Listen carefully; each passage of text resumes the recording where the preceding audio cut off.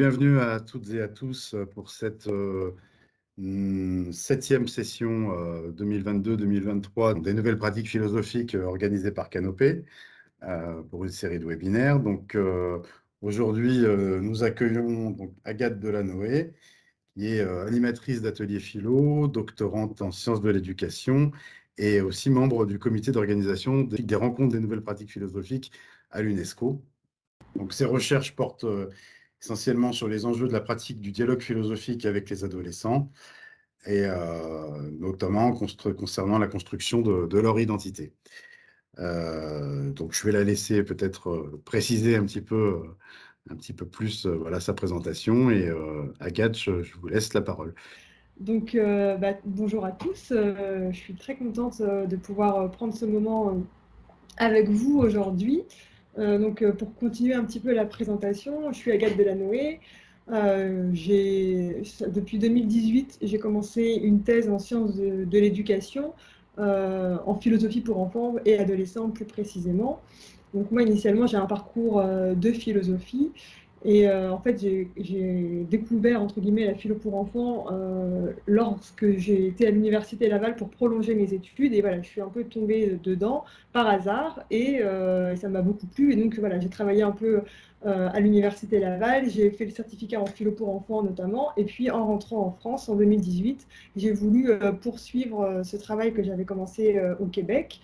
En fait, je me suis intéressée à la question de la construction d'identité à l'adolescence. Donc, c'est une thèse qui est en cours. Et aujourd'hui, ce dont je vais vous parler, ça va être de ce à quoi je suis arrivée jusqu'à maintenant. Ça veut dire que ça ne va pas être un travail tout à fait terminé, mais l'idée, c'est de pouvoir vous montrer au niveau théorique ce que j'ai réussi à produire ces dernières années, et puis surtout de pouvoir vous présenter des premières analyses en fait, de mon terrain, puisque en sciences de l'éducation, on conjugue des données théoriques avec des données empiriques. Et du coup, ça va être en fait c'est la première fois que je présente ces résultats. Donc, j'en suis très contente parce que je pense que c'est intéressant aussi pour moi de pouvoir en parler dans ce cadre-là. Mais c'est d'une part provisoire, enfin, en tout cas en cours de construction. Et comme c'est la première fois que je les présente, peut-être qu'il y aura des choses qui me paraissent évidentes que je ne préciserai pas. Donc, n'hésitez pas aussi à m'interrompre pour demander des clarifications, des choses comme ça. Juste une petite précision aussi, c'est que ma thèse, que j'ai commencée en 2018, j'ai pu la faire, j'ai bénéficié d'un financement qui s'appelle une CIFRE, donc c'est une convention industrielle de formation par la recherche, ce qui m'a permis d'occuper la fonction de chargée de projet pédagogique au sein de l'association ADOZEN, qui est une association qui intervient dans les établissements scolaires et qui fait de la prévention santé, citoyenneté, solidarité, et en fait qui m'a recruté dans le cadre de la thèse pour qu'on puisse travailler ensemble à mélanger, construire une démarche de prévention qui insère en fait les principes pédagogiques de la philosophie pour enfants. Donc ça m'a amené aussi à travailler sur cet aspect-là. Et en fait, j'ai hésité à vous parler plus de l'un ou plus de l'autre et j'ai choisi de parler de ma thèse. Mais c'est quelque chose, si ça vous intéresse, dont on pourra aussi discuter, puisque là, l'idée, on a quand même pas mal de temps, c'est qu'on puisse avoir un bon moment d'échange à la fin. Même si, en fait, ce que je vais vous présenter, c'est quand même assez dense. Donc, je vais essayer de ne pas être trop longue, mais surtout, n'hésitez pas à m'interrompre. Le but, c'est que ce soit agréable pour tout le monde et que ce ne soit pas trop assommant. Voilà. Donc, on continue. Le plan de la présentation.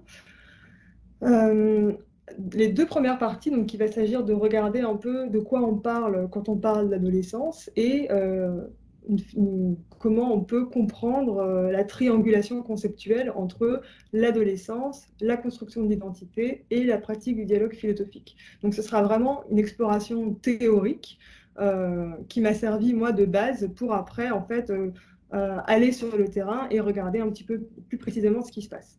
Et donc les trois parties qui suivent, je vais essayer de vous présenter brièvement la manière dont j'ai été sur le terrain, les données que j'ai recueillies, pour pouvoir vous montrer un peu les analyses que ça m'a amené à produire et une première étape seulement de mes résultats. Donc il y aura peut-être un petit peu de frustration parce que je ne vais pas pouvoir aller jusqu'au bout, mais l'idée c'est qu'en fait je trouvais que ça me permettait d'amener des éléments intéressants à considérer ici sur le cadre spécifique dans lequel on insère un atelier de philo avec des ados et notamment le cadre scolaire.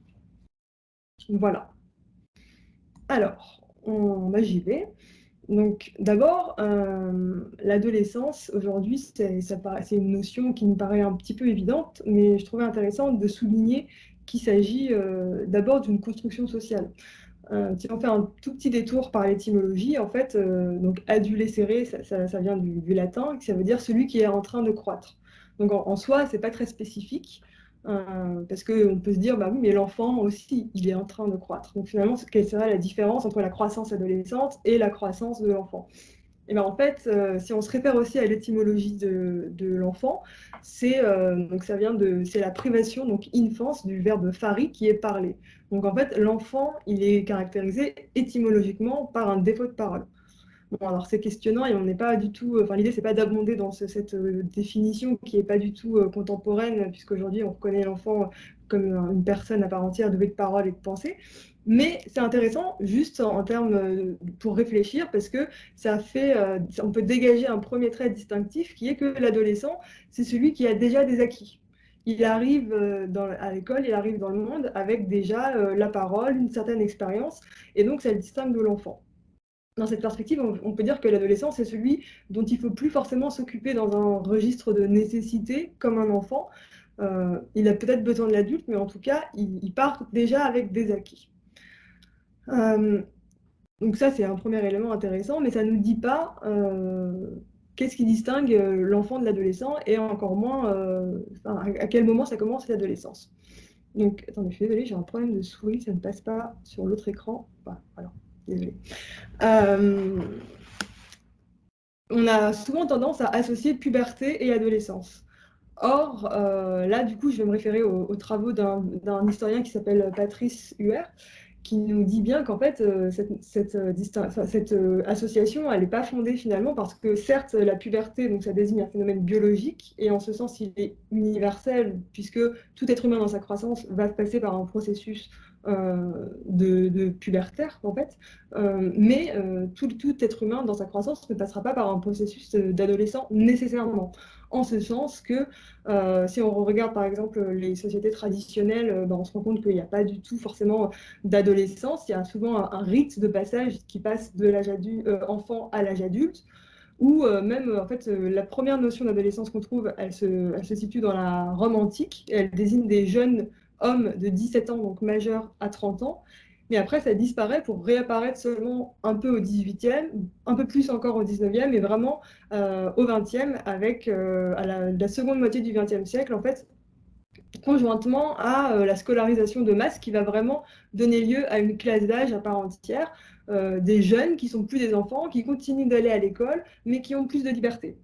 Voilà, donc c'est juste pour rappeler que l'adolescence, en fait, c'est une notion assez très récente et éminemment moderne.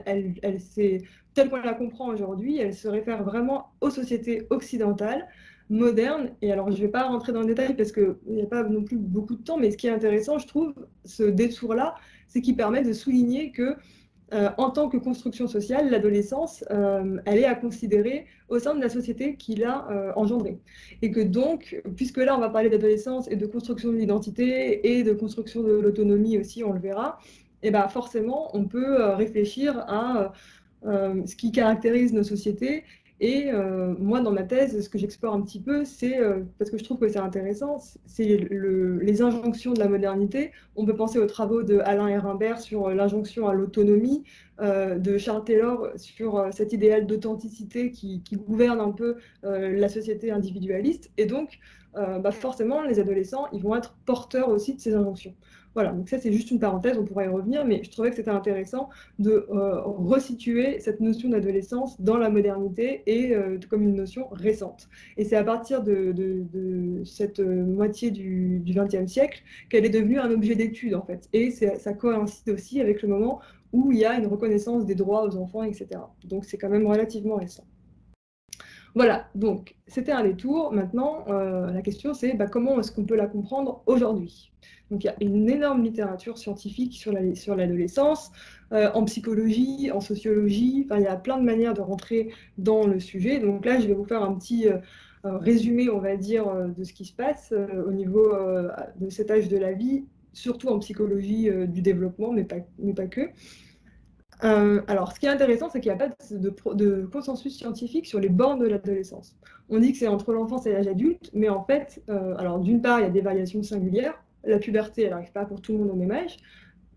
Mais par ailleurs, alors la définition de l'OMS, par exemple, elle dit que c'est de 10 ans à 19 ans. Donc en fait, 10 ans, c'est les premières manifestations pré-pubertaires. Donc ça veut dire que avant que la puberté, vraiment, les caractères sexuels se manifestent, il y a déjà des processus hormonaux qui se mettent en œuvre. Moi, dans ma thèse, c'est pas forcément cette définition-là que j'ai retenue, parce qu'il y a d'autres éléments qui me semblent intéressants à considérer. D'abord, si on se réfère aux critères biologiques, il n'est pas évident, parce que, par exemple, la maturation cérébrale, on sait maintenant que ça va jusqu'à 25 ans et que l'adulte, enfin, le jeune adulte est mature, entièrement mature cérébralement que à partir de 25 ans. Et par ailleurs, en fait, cette notion de 19 ans, elle est un petit peu arbitraire si on regarde des critères plus sociologiques, ce qui a été un peu le cas jusqu'à maintenant. Mais en fait, par exemple, est-ce que c'est le départ du domicile familial? Est-ce que c'est le premier emploi? Est-ce que c'est le premier enfant? En fait, tout ça, ça bouge socialement, ça n'a plus forcément les mêmes significations. Et donc, on se rend compte qu'il y a vraiment une proximité et une ligne de plus en plus floue entre la séparation des adolescents et des jeunes adultes. C'est pour ça que moi, dans ma thèse, j'ai décidé de considérer les deux, même si effectivement, à 14-15 ans, ce n'est pas du tout les mêmes problématiques qu'à 25 ans. On pourra en reparler, il n'y a pas de souci, mais je trouvais que c'était important de le préciser. Donc, de manière générale, on comprend l'adolescence aujourd'hui comme un processus biologique, psychologique et social, donc un processus multidimensionnel. Au niveau biologique, j'en ai vraiment déjà parlé, c'est d'abord la puberté. Ça veut dire que l'adolescent va vraiment, l'enfant va vivre une transformation très rapide de son corps, de manière tout à fait subie. Il en a pas, enfin, on ne décide pas de ce qui se passe pour nous à la puberté, et ça va vraiment être un retentissement en fait assez fort psychologiquement, dans la mesure où il y a une forme d'étrangeté à son propre corps qui se fait souvent. L'adolescent ne s'identifie pas dans les transformations qu'il voit. Et notamment, ça amène la question de l'identité de genre, de l'orientation sexuelle, un nouveau rapport avec les autres. C'est aussi le moment où il y a un grand besoin d'intimité qui se fait jour.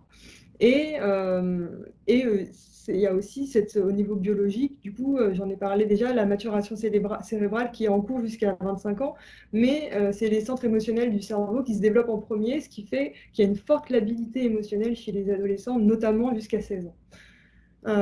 Voilà, donc ça chamboule, pour le dire simplement, et c'est aussi du coup un changement psychologique assez majeur, puisqu'il va y avoir une reconfiguration totale de l'expérience qui va finalement remodeler psychologiquement la construction de l'identité, on va le voir, mais de manière plus générale, qui va amener un enjeu d'autonomie, on va le voir aussi. Euh, par un processus de transformation. Mais c'est aussi, ça passe aussi dans une transformation au niveau social, puisque toute cette reconfiguration-là, elle amène des nouveaux types d'interactions avec les parents, mais aussi avec les pairs et avec les adultes en général.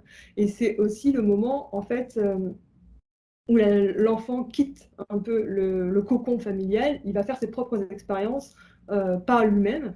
Et donc, il va découvrir des nouveaux modes de socialisation, des nouveaux types d'amitié. Et en fait, c'est aussi un moment d'ouverture et de découverte où les pairs PAIRS vont prendre une très grande importance et vont devenir en fait un peu le centre de gravité de l'adolescent, contrairement à l'enfant où on est plus au niveau de la famille. Voilà, donc c'est un processus multidimensionnel qui converge, on l'a vu, sur la construction de l'identité et de l'autonomie. Donc la construction de l'identité, on peut penser aux travaux d'Erikson, qui est un peu à l'origine de cette idée de crise de l'identité à l'adolescence, et qui est un psychologue du développement, et qui montre voilà, justement qu'il y a une crise de l'identité qui émerge à l'adolescence. On sait maintenant que cette crise, enfin, cette question de l'identité, elle va continuer tout au long de la vie, mais elle est saillante à l'adolescence et elle est peut-être plus bouleversante, on va dire, ou chamboulante à ce moment-là, parce que justement l'adolescent, il n'a pas forcément encore tous les acquis pour construire cette modalité de soi qui est la construction de l'identité, même si c'est un peu un processus qui est toujours en action. Donc finalement, en fait, l'adolescent, il va découvrir des nouvelles expériences et ça va le confronter à la fois à des injonctions sociales, à différentes possibilités de choix et de réalisation pour lui-même. Donc ça va lui poser la question de finalement qui il est et comment, dans quel monde il s'insère. Il faut qu'il le comprenne, mais il faut qu'il se comprenne pour pouvoir intégrer le monde. Donc finalement, ça va amener la construction, un travail qui va consister à construire une cohérence interne, malgré l'impermanence de notre personnalité, malgré des contradictions qu'on peut ressentir. Et donc, on va essayer de construire quelque chose qui serait un sentiment unifié de soi et une continuité identitaire. Donc, il y a aussi une problématique de temporalité. Voilà, donc on peut distinguer deux modes de construction de l'identité, qui est l'exploration, où le jeune va aller justement chercher des informations activement pour comprendre la société, pour essayer de se situer dans le monde et de construire un système de représentation. Et l'engagement par lequel il va aller adhérer à des valeurs, tester son pouvoir d'action sur le monde, rectifier les choses selon son engagement, se retirer, etc. C'est un peu une forme d'essai-erreur. Donc on voit que la tâche est grande et que la construction d'une identité, elle est fortement corrélée à l'autonomie. Donc ça va amener aussi une période de risque finalement. Alors, je vois que le temps passe un peu vite, je vais essayer d'accélérer déjà. Mais voilà, l'adolescence, ça me semblait important aussi de souligner, c'est que du coup, tout ça, ça chamboule. Et j'aime bien la formule de Dolto qui dit que l'adolescence, c'est un peu le complexe du homard, c'est-à-dire que le jeune enfant qui arrive à l'adolescence, il a perdu sa carapace. Parce qu'il a quitté le cocon familial, mais il n'a pas encore acquis toutes les ressources et les outils pour s'orienter dans le monde. Donc, il y a une forme de vulnérabilité à l'adolescence parce qu'on est exposé à vif dans le monde un peu hostile, sans pour autant avoir encore une carapace. Donc finalement, ce qu'on peut dire de l'adolescence, c'est que ça va mettre à l'épreuve les acquis de l'enfance. Parce que donc les acquis de l'enfance, c'est tout simplement en fait les bases affectives que l'enfant a construites et qui se construisent en fait dans les toutes premières années de la vie. Ça va permettre, entre guillemets, de pouvoir encaisser les chocs ou absorber les secousses, parce que l'adolescence, c'est un moment qui va secouer. Et donc, est-ce qu'on est assez fort, entre guillemets, pour subir ces secousses? Et en fait, il y a beaucoup d'adolescents qui malheureusement sont, enfin, du coup, le cafard, la mélancolie existentielle de l'adolescent, ça c'est les mots de Marie-Rose Moreau qui nous dit ça va du cafard à la pathologie. Et donc ça peut être un gros coup de blues, mais ça peut aussi aller jusqu'à une crise pathologique et psychopathologique, puisque en fait on sait que la moitié des troubles de santé mentale se manifestent avant 14 ans et 70% avant 25 ans. Donc c'est vraiment en fait une période à risque de décompensation psychotique. Et si on regarde même pour les non pathologiques en milieu ordinaire, on voit que les enquêtes rapportent un niveau de bien-être assez médiocre des élèves, notamment au collège, et ce qui est encore plus triste, un désamour croissant vis-à-vis de l'établissement scolaire. Donc plus on avance en âge, moins on aime l'école en gros. Donc voilà, c'est des éléments qui disent qu'il y a quelque chose aussi d'une fragilité à l'adolescence qui est à prendre en compte. Et ce qui est intéressant aussi, c'est qu'en fait, l'adolescence, c'est une période de tous les possibles.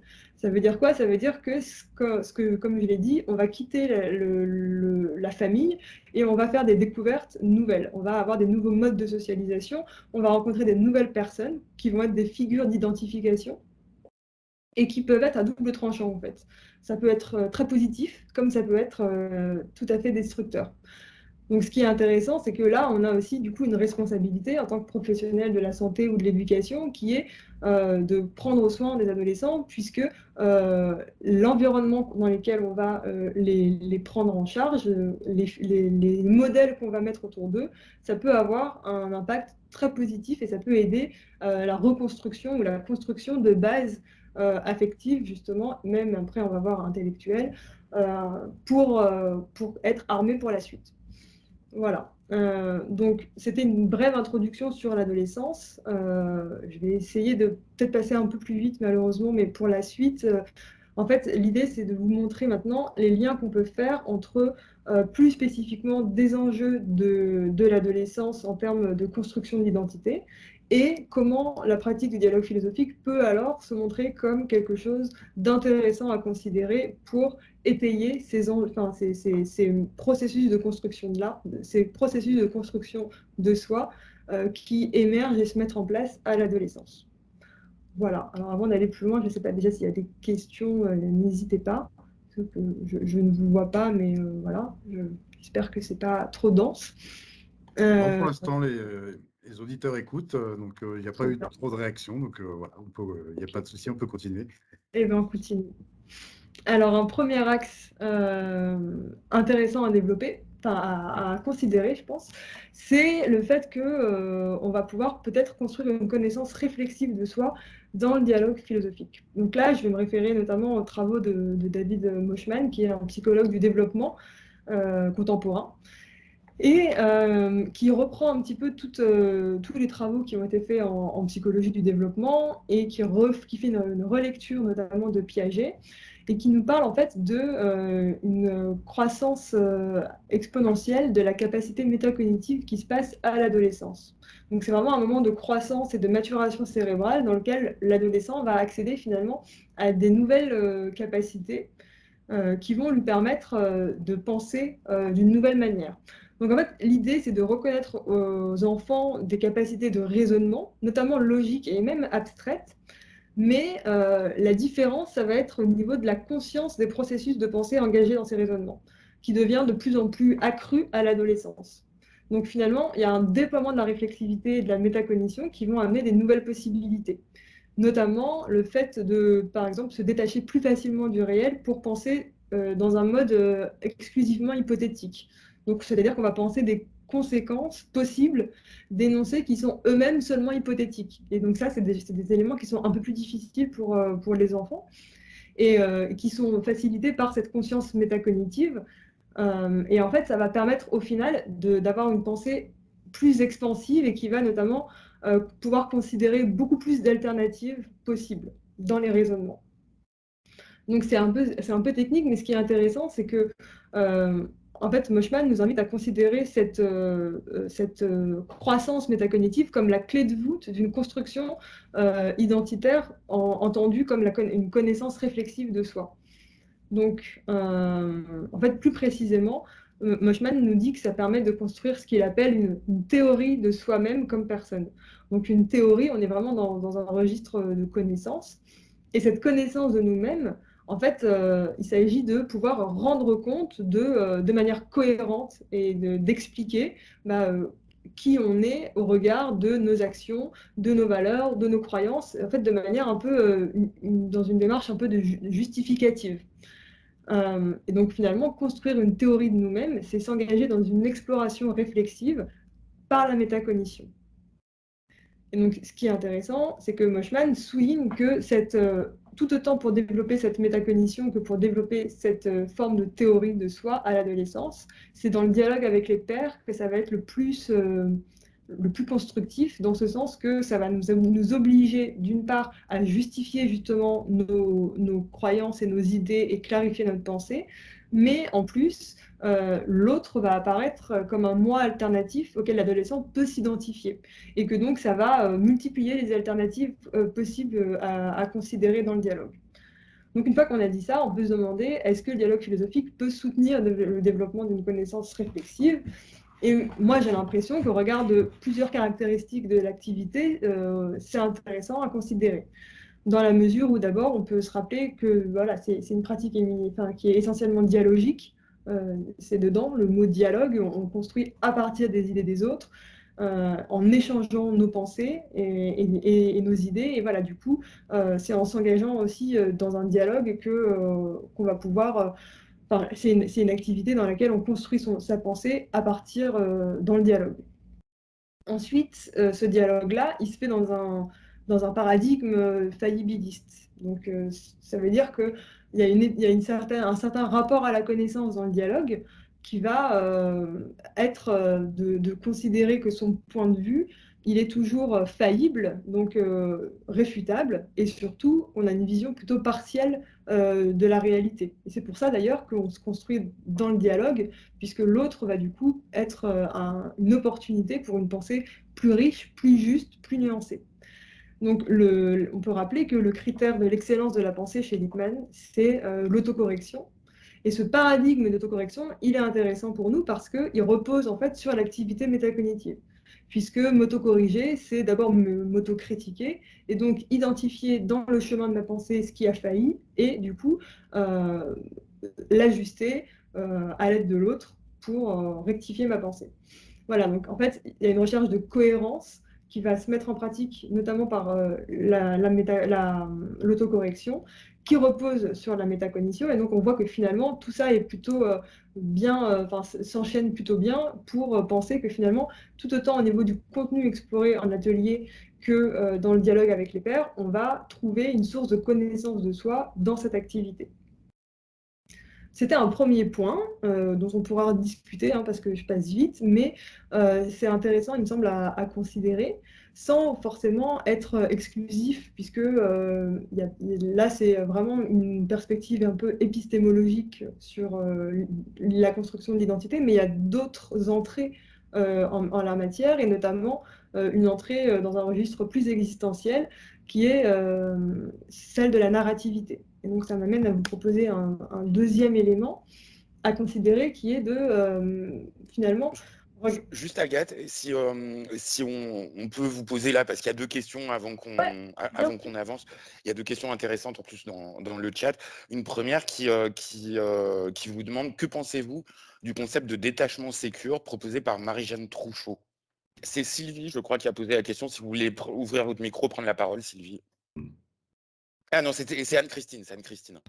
Anne-Christine. Le chapeauté. Oui, bonjour. Je ne sais pas si vous m'entendez. Oui. On vous entend, Anne-Christine. Oui, bonjour. Effectivement, j'ai assisté à la journée de samedi à Cannes, organisée par Géode et Marie-Jeanne Trouchot. Effectivement, il y avait Abdenour Bidar et Frédéric Lenoir qui, effectivement, côté philosophique, expliquaient, avançaient sur ce détachement sécure, donc proposé par Marie-Jeanne Trouchot. Effectivement, c'était aussi très intéressant ce que présentait aussi Boris Cyrulnik, et puis Catherine Guéguen. C'était archi riche. Et effectivement, c'est très intéressant de voir en fait, le principe de grandir en humanité, ça remet beaucoup de choses en question, notamment dans la pratique des ateliers philo que je pratique. Savoir ce qui intéresse effectivement les adolescents. Et la question que je me suis posée tout au long de cette journée-là, c'était effectivement: est-ce que le fait de pratiquer, de faire pratiquer des ateliers philo ferait grandir, moi je pense, l'estime de soi et préparerait un terrain finalement au moment de l'adolescence qui abonderait dans le sens que vous apportiez, c'est-à-dire permettrait de se remettre en question, de s'analyser et d'être finalement un peu plus sécure dans le moment du détachement. Et c'est ce que propose Marie-Jeanne, en fait. Elle dit qu'effectivement, à partir du moment où on a un attachement sécure dans l'enfance, ça Boris Cyrulnik l'a beaucoup développé, on est peut-être plus sûr de soi pour pouvoir se détacher, parce que c'est nécessaire. Abdenour Bidar disait bien, effectivement, se détacher, c'est une forme de liberté. C'était aussi ce qui avait été... je ne pouvais pas prendre trop de temps, mais effectivement, je trouve que c'est très intéressant. Et je pense que la philosophie, notamment les ateliers de philosophie, peuvent vraiment être un cheminement primordial, très intéressant. Voilà, merci. Merci beaucoup. En fait, oui, ça anticipe un petit peu sur la suite. Il y a justement ma slide d'après, c'est vraiment la question de l'autonomie. Oui, et puis il y a quelque chose que j'ai oublié de dire en introduction, c'est que en fait, ce sujet de l'adolescence, de l'enjeu avec les adolescents par rapport aux enfants, c'est quelque chose qui commence à émerger. Il n'y a pas beaucoup de littérature en fait sur la spécificité de cette pratique quand on est avec des adolescents.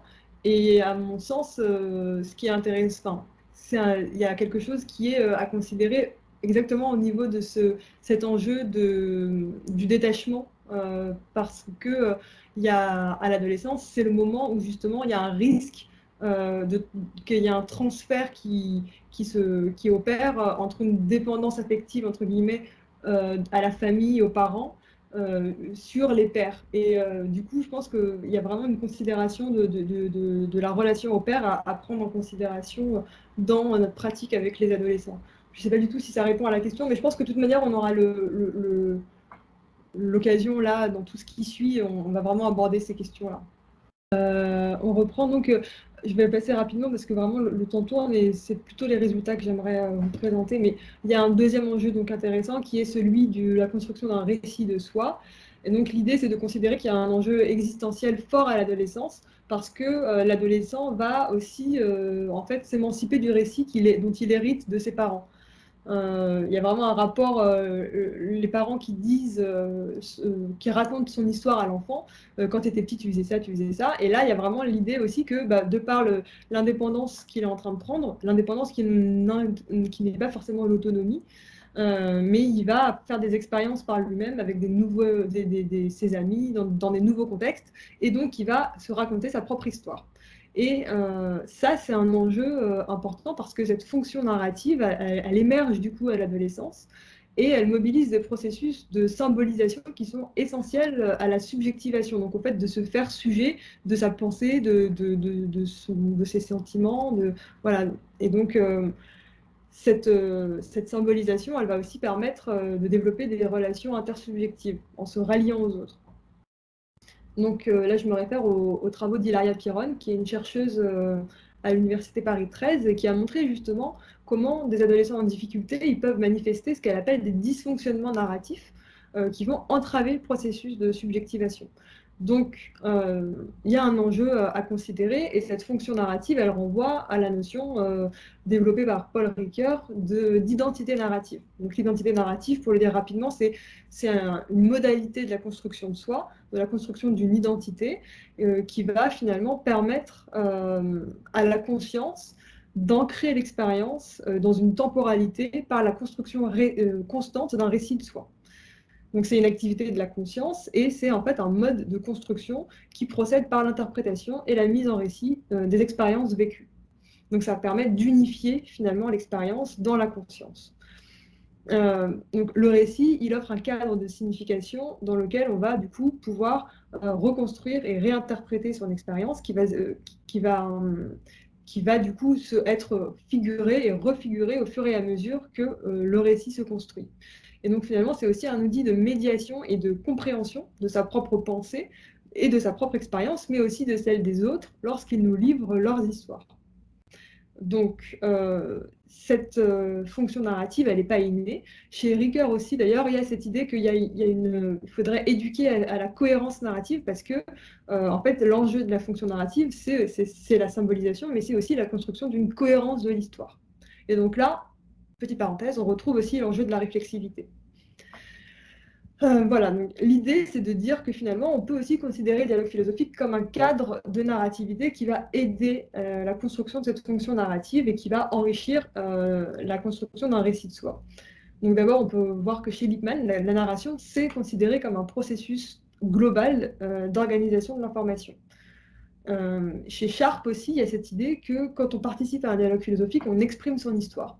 Et on exprime aussi tous les événements de cette histoire avec justement les autocorrections, les différents remodifications de sa pensée, etc. Donc exprimer sa pensée, exprimer notre histoire et notre compréhension du monde, c'est ce qu'on est en train de faire en dialogue philosophique et on est sans cesse en train de la réactualiser. Et enfin, avec David Kennedy, qui est donc un chercheur de l'université, à Montclair, à l'Institut pour l'avancement de la philo pour enfants, et qui comprend justement le dialogue philosophique par un prisme du narratif. En fait, il dit que le discours qui s'y déploie est essentiellement narratif et que finalement, on peut considérer le dialogue philosophique comme la construction d'une histoire commune au regard de cette composante dialogique aussi. Donc, c'est intéressant parce que on voit que le dialogue philosophique, ça peut non seulement, ça pourrait en tout cas aider à construire cette fonction narrative qu'il s'agit de construire à l'adolescence, mais aussi ça pourrait favoriser la construction d'un tissu internarratif qui va nous relier aux autres en co-construisant une histoire commune. Voilà, donc c'était un deuxième élément qui me semblait intéressant. Et maintenant, je terminerai ce petit point théorique par un dernier élément qui va rejoindre la question qui a été posée, je pense, qui est un enjeu de construction de l'autonomie, et notamment d'abord d'une autonomie affective.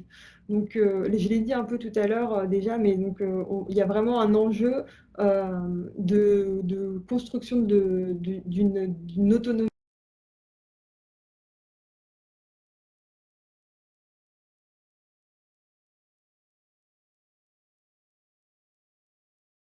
à l'adolescence. Il y a une forme de rupture puisqu'il va jouir de plus d'indépendance et il va se retrouver dans des contextes où il ne peut plus forcément compter que sur l'amour de ses parents. Et donc, il y a des nouveaux systèmes de motivation qui vont devoir se mettre en place. Et donc là, je vous parle des travaux de Favre, mais il y a aussi les travaux de Philippe Jamet. Et en fait, ce qui est intéressant, c'est que les deux convergent sur l'idée qu'il y a un risque de construction d'un système qui va être tourné vers la dépendance et qui va finalement mettre en place un régime d'addiction. Addiction au sens large, en fait, aux personnes, aux produits, aux comportements.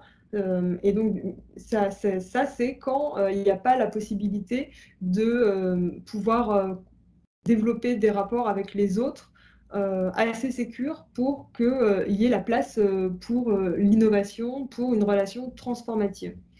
Donc finalement, il y a vraiment ce que je disais tout à l'heure, le risque d'un transfert En fait, si on n'a pas nos besoins affectifs primaires qui sont pris en charge, alors on va chercher à y répondre à travers nos relations avec le monde, avec les autres. Et donc, c'est ça, en fait, ce côté, je pense, détachement sécure, il me semble. C'est comme ça que je le comprends. Donc, l'adolescence, à ce niveau-là, c'est ce que Favre appelle une crise maturante. Il y en a d'autres dans la vie, mais là, ça en est une, où il y a une forme de système de motivation qu'il appelle une motivation d'innovation, qui va se mettre en place et qui va permettre d'abord une autonomie affective, qui va, elle, être condition de possibilité d'une autonomie intellectuelle. Et donc, dans ce cadre-là, le dialogue philosophique, il est aussi intéressant à considérer à plusieurs égards. D'abord, en termes affectifs, justement, on peut se référer à la notion d'interlocuteur valable, qui a été développée par un psychanalyste, justement, qui s'appelle Jacques Lévin. Et c'est intéressant parce que cette notion d'interlocuteur valable, elle est à la fois une dimension affective et une dimension intellectuelle. On va reconnaître aux enfants un droit de penser, mais il y a aussi l'idée de postuler une estime, de partir du fait on les estime comme des êtres pensants. Mais il y a vraiment un enjeu de sécurisation derrière cette idée. Et on peut penser aussi à la pensée attentive ou vigilante selon les traductions, mais il y a tout un aspect de care en fait qui va se déployer dans les gestes d'animation et entre les élèves, parfois aussi dans le dialogue philosophique, ça on pourra en reparler. Donc en termes d'autonomie affective, il y a quelque chose qui peut être intéressant à considérer, et plus largement, c'est une pédagogie qu'on dit active. Là, on peut penser que le fait que Lipan et Sharp sont héritiers du pragmatisme, et notamment des travaux sur l'éducation de John Dewey, où on part aussi du fait que c'est par l'expérience qu'on va pouvoir apprendre, et on met les jeunes en action. Et donc, on va les faire lire le texte à haute voix, les faire voter, ils vont construire par eux-mêmes la recherche. On peut même penser à d'autres dispositifs comme la DVDP, où il y aura carrément des rôles. Donc, c'est des dispositifs différents, mais qui ont tous une visée de rendre le jeune actif. Voilà. Et donc, un dernier élément à considérer qui est intéressant, il me semble, c'est que on sait aussi que c'est une visée d'émancipation. Donc ça, c'est un grand mot, voilà. Mais chez Lippmann, cette idée d'émancipation, d'acquisition d'une liberté qu'il appelle plus sophistiquée, elle est toujours mise en lien avec la capacité à délibérer avec autrui. une ouverture à l'altérité finalement qui est intéressante à considérer dans le cadre justement de ce contexte d'ambivalence dans la relation au père, où va y avoir une ouverture, un besoin des pères et en même temps un risque de dépendance. Voilà. Donc là, je viens de présenter au niveau théorique un peu les enjeux de l'adolescence, qu'on peut comprendre donc comme un enjeu de développement métacognitif, narratif et d'autonomie, qui du coup contribue à la mise en place d'un processus de construction identitaire, compris comme une connaissance réflexive de soi et la construction d'un récit de soi en lien avec les autres, et qui pourrait trouver des éléments intéressants et des bases sur lesquelles se construire dans une pratique de dialogue philosophique comprise comme dialogique, fallibiliste, métacognitive et narrative. Voilà, c'est un peu dense, mais du coup, ces questions, elles ont été investies au niveau empirique aussi dans la thèse, et donc là, je vais passer à cette partie-là. Avec l'idée aussi qu'on puisse en discuter, comme je le rappelle, c'est vraiment là pour le coup quelque chose de moins construit, un processus en cours d'élaboration. Alors peut-être qu'il y aura des petites frustrations parce que du coup, tout ce que je viens de présenter n'aura pas pu être réinvesti tout de suite dans ces données-là. Et en fait, c'est la première étape que je vais vous présenter. Et la suite, tout ce qui vient maintenant, enfin, tout ce qui vient d'être présenté sera dans la suite des travaux. Donc là, on est un peu dans un détour que je vais vous présenter, qui constitue finalement la première étape de mon raisonnement. Donc, là, je vais vous présenter rapidement la démarche de ma thèse. Donc, il s'agit d'une recherche qualitative, puisque, comme je l'ai dit, en sciences de l'éducation, il s'agit souvent de conjuguer des données théoriques, celles que je viens de vous présenter, avec des données qualitatives qui vont être issues d'un terrain. Et l'idée, c'est de pouvoir justement s'attacher à comprendre ce que les données nous donnent à penser, et non pas, c'est pour ça que c'est une recherche qualitative, à forcément les quantifier, donc à essayer de comprendre combien, par exemple, d'autonomie on a progressé, combien d'exploration on a fait, mais vraiment de voir comment ces processus-là, ils peuvent s'interpréter, se comprendre, se déployer dans une vision du réel, du coup, qui est complexe. L'idée, c'est aussi de reconnaître la subjectivité des participants, notamment à la recherche, et de dire que dans un paradigme d'une épistémologie interprétative, on va essayer de reconstruire du sens à partir de ces différentes situations d'enquête que je vais vous présenter, pour essayer d'expliquer, de comprendre et de faire des hypothèses sur l'expérience que les adolescents font dans le dialogue philosophique en lien avec la construction de leur identité. Voilà, donc ça appelle en fait une modalité réflexive du chercheur, donc là de moi, qui devient en fait un instrument clé de cette analyse de données. C'est un peu technique, mais c'était intéressant aussi, je pense, de vous rendre compte de la manière dont j'ai fait les choses. Je ne vais pas passer trop de temps sur ces détails. Donc là, les terrains sur lesquels je suis allée un peu investir justement mon enquête, il s'agit de 3 terrains différents. Le premier, dans l'ordre chronologique, c'était un collège privé sur la rive sud de Montréal au Québec, où j'ai pu rencontrer des jeunes de 14-15 ans, donc équivalent de la 3e en fait, dans un contexte, c'est une enseignante qui m'a accueillie dans son cours d'éthique et culture religieuse, ECR, qui est un peu un équivalent, mais pas tout à fait, de l'EMC en France. Donc c'est des élèves qui, du coup, c'est une prof qui inclut cette pratique-là de manière vraiment régulière dans son cours. Donc parce qu'il y a une rencontre des objectifs du programme de philo pour enfants et du cours de CR. Mais voilà, tout le CR n'est pas dialogue philo, mais le dialogue philo permet d'atteindre certains objectifs de dialogue, de compétences, etc., visés par ce cours. Et c'est donc tous des jeunes qui ont fait au moins 2 ans de pratique de manière régulière, au moins une ou 2 fois 2 ou 3 fois par mois, cette pratique. Au Collège Vercors, on change un peu de contexte, c'est des 3e aussi, 14-15 ans, dans un collège qui se situe dans une REP. Et là, c'est vraiment un atelier philo qui est porté depuis plusieurs années par des enseignants de l'établissement. C'est un projet d'établissement, en fait, qui a vraiment aussi bénéficié. Il y a eu un partenariat qui a été fait depuis plusieurs années avec l'équipe du Lit Dilemme, qui est une équipe de recherche à Grenoble. Et du coup, il y a eu une formation. Tous les les enseignants, là, ils sont formés à la méthode notamment Lippmann, mais pas que. Et du coup, il y a 1 heure de philosophie à l'emploi du temps, toutes les 2 semaines, pour tous les élèves, sauf les classes de 5e, je crois. Donc voilà, c'est assez dynamique et ça m'a permis d'intégrer la classe d'un prof d'histoire qui, toutes les 2 semaines, en demi-groupe, fait de la CRP, en fait, avec ces jeunes. Et enfin, un dernier terrain qui était celui d'un hôpital de jour en psychiatrie. Donc là, c'est moi qui suis allée développer ce qu'ils appellent une médiation dans le service. Donc c'est une activité, un atelier philo pour le coup, hebdomadaire avec des jeunes de 15 à 23 ans dans un service qui accueille en fait des adolescents en sortie d'hospitalisation. Donc souvent, ils sont, en fait, l'objectif de la prise en charge, ça va être de stabiliser les symptômes et c'est une transition de plusieurs mois à plusieurs années pour les jeunes où ils vont pouvoir réorganiser un projet pour l'avenir. Donc ça peut être une orientation professionnelle, une reprise d'études ou trouver un centre plus spécialisé à long terme, ça dépend. Et donc dans ce cadre-là, toutes les semaines, il y avait un atelier de philo que j'animais avec une dizaine de participants environ avant le Covid. Après, c'est devenu plus compliqué.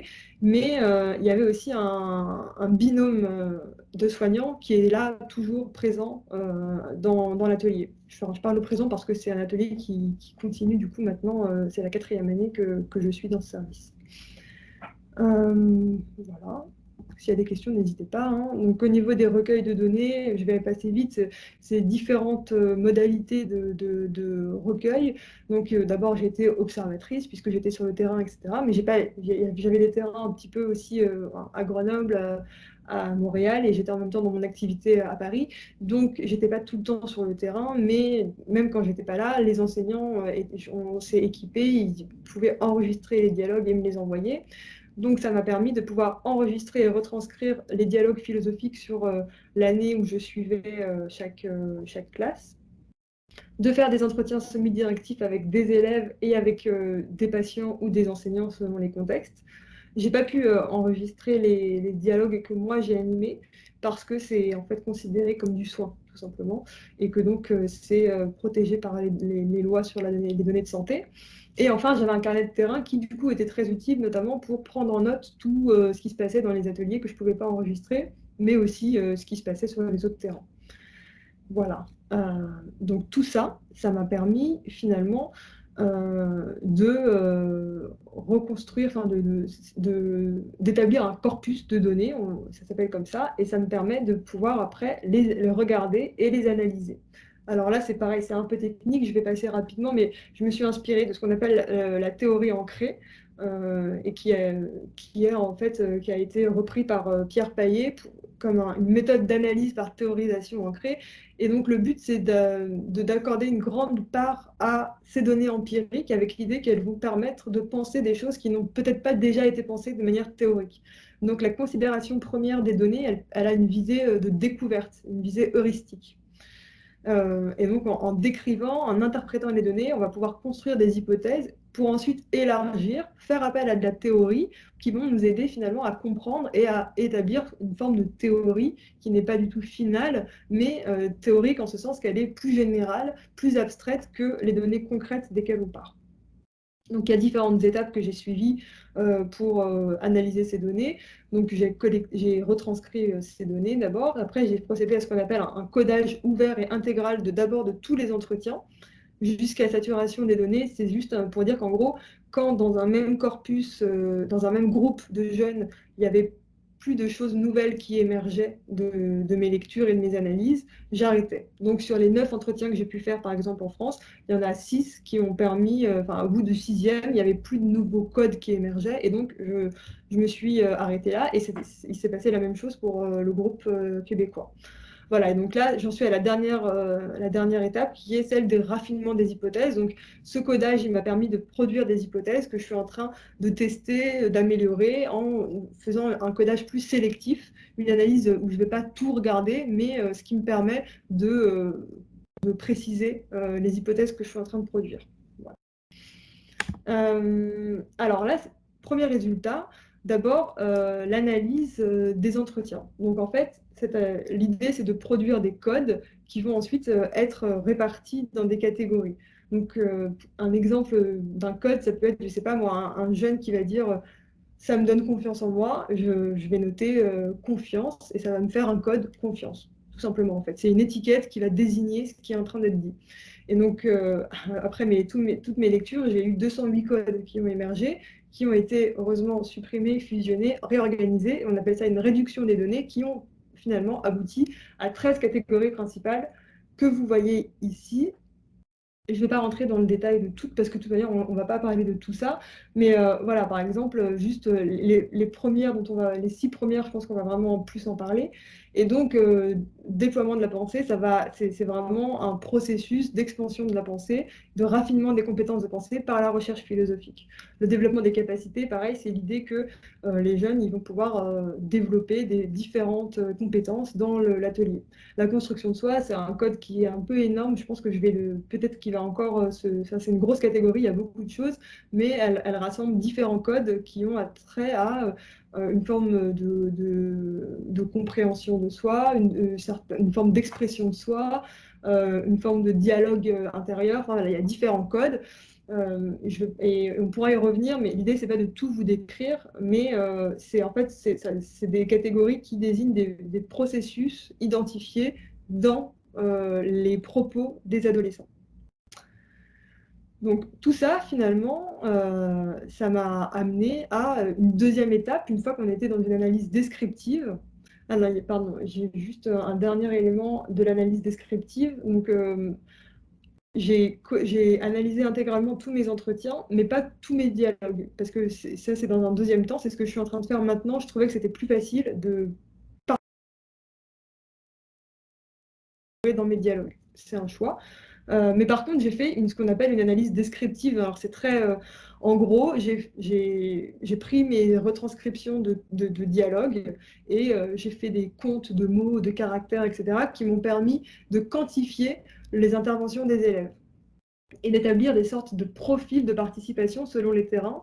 Et ce qui est intéressant, c'est que du coup, ça nous montre que en France, à Grenoble, les jeunes font des interventions très très courtes et que l'animateur, il fait aussi des interventions très très courtes, mais il occupe 60% du temps de parole. Donc il y a en fait un très gros travail où il va aider les jeunes à parler.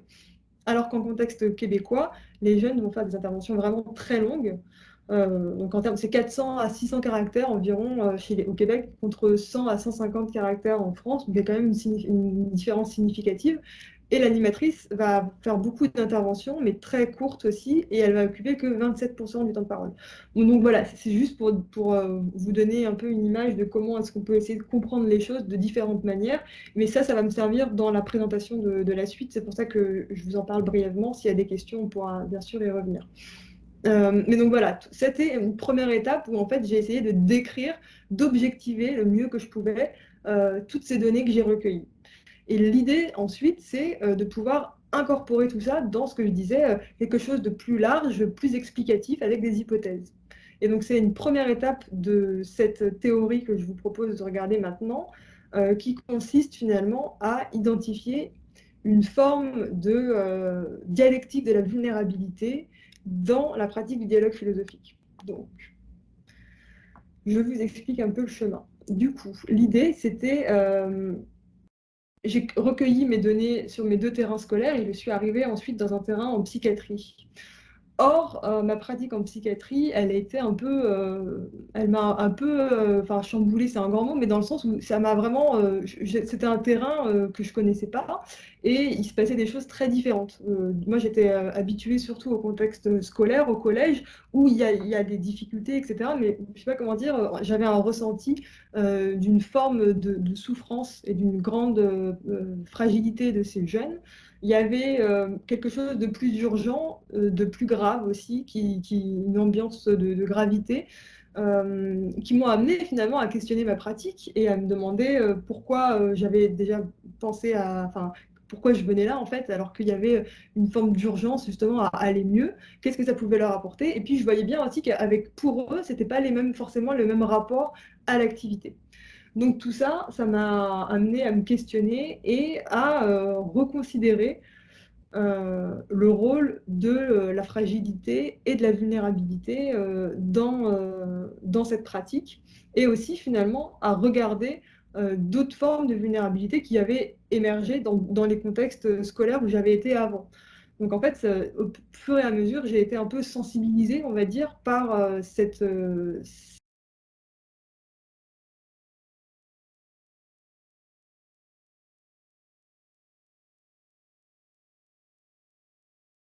pensée difficile à élaborer, que dans les entretiens où il y avait des choses qui ressortaient qui étaient vraiment assez différentes et en même temps qui résonnaient avec d'autres éléments. Donc j'ai eu le besoin finalement de aller chercher des notions théoriques sur lesquelles je pourrais m'appuyer pour comprendre la souffrance des jeunes et essayer de théoriser en fait cette vulnérabilité pour avoir un cadre dans lequel je pourrais comprendre en fait. Et j'ai trouvé chez Ricoeur des éléments intéressants sur lesquels justement m'appuyer. Et donc là, je vous réfère à un texte de Ricoeur qui s'appelle La souffrance n'est pas la douleur. C'est un tout petit texte dans lequel Ricoeur définit la souffrance comme une double rupture. Donc là, je vais le dire très rapidement, hein, mais c'est d'abord une rupture dans la puissance d'agir qui va diminuer, qui va se décliner dans différentes formes de diminution capacitaire, notamment la capacité de dire, de raconter et de faire, et de s'estimer à la fin. Et une rupture relationnelle où en fait, il va y avoir une altération de la relation à moi-même, parce que la douleur m'empêche de prendre du recul, justement, me colle à ma souffrance, et aussi une relation à autrui qui va être altérée, puisque la souffrance va m'enfermer et me faire me replier sur moi-même. Donc finalement, avec Ricoeur, on peut comprendre la souffrance comme une forme extrême de vulnérabilité. Mais ce qui est intéressant, c'est que cette souffrance, quand on regarde un peu quand on élargit un peu dans les travaux de Ricoeur, on se rend compte qu'elle est en fait comprise dans un spectre plus général de vulnérabilité. Et donc en fait, il situe la souffrance sur un axe à deux entrées, un axe orthogonaux. D'une part, le pâtir et l'agir, et d'autre part, le. Et donc, ces éléments-là, ça m'a vraiment permis finalement, on va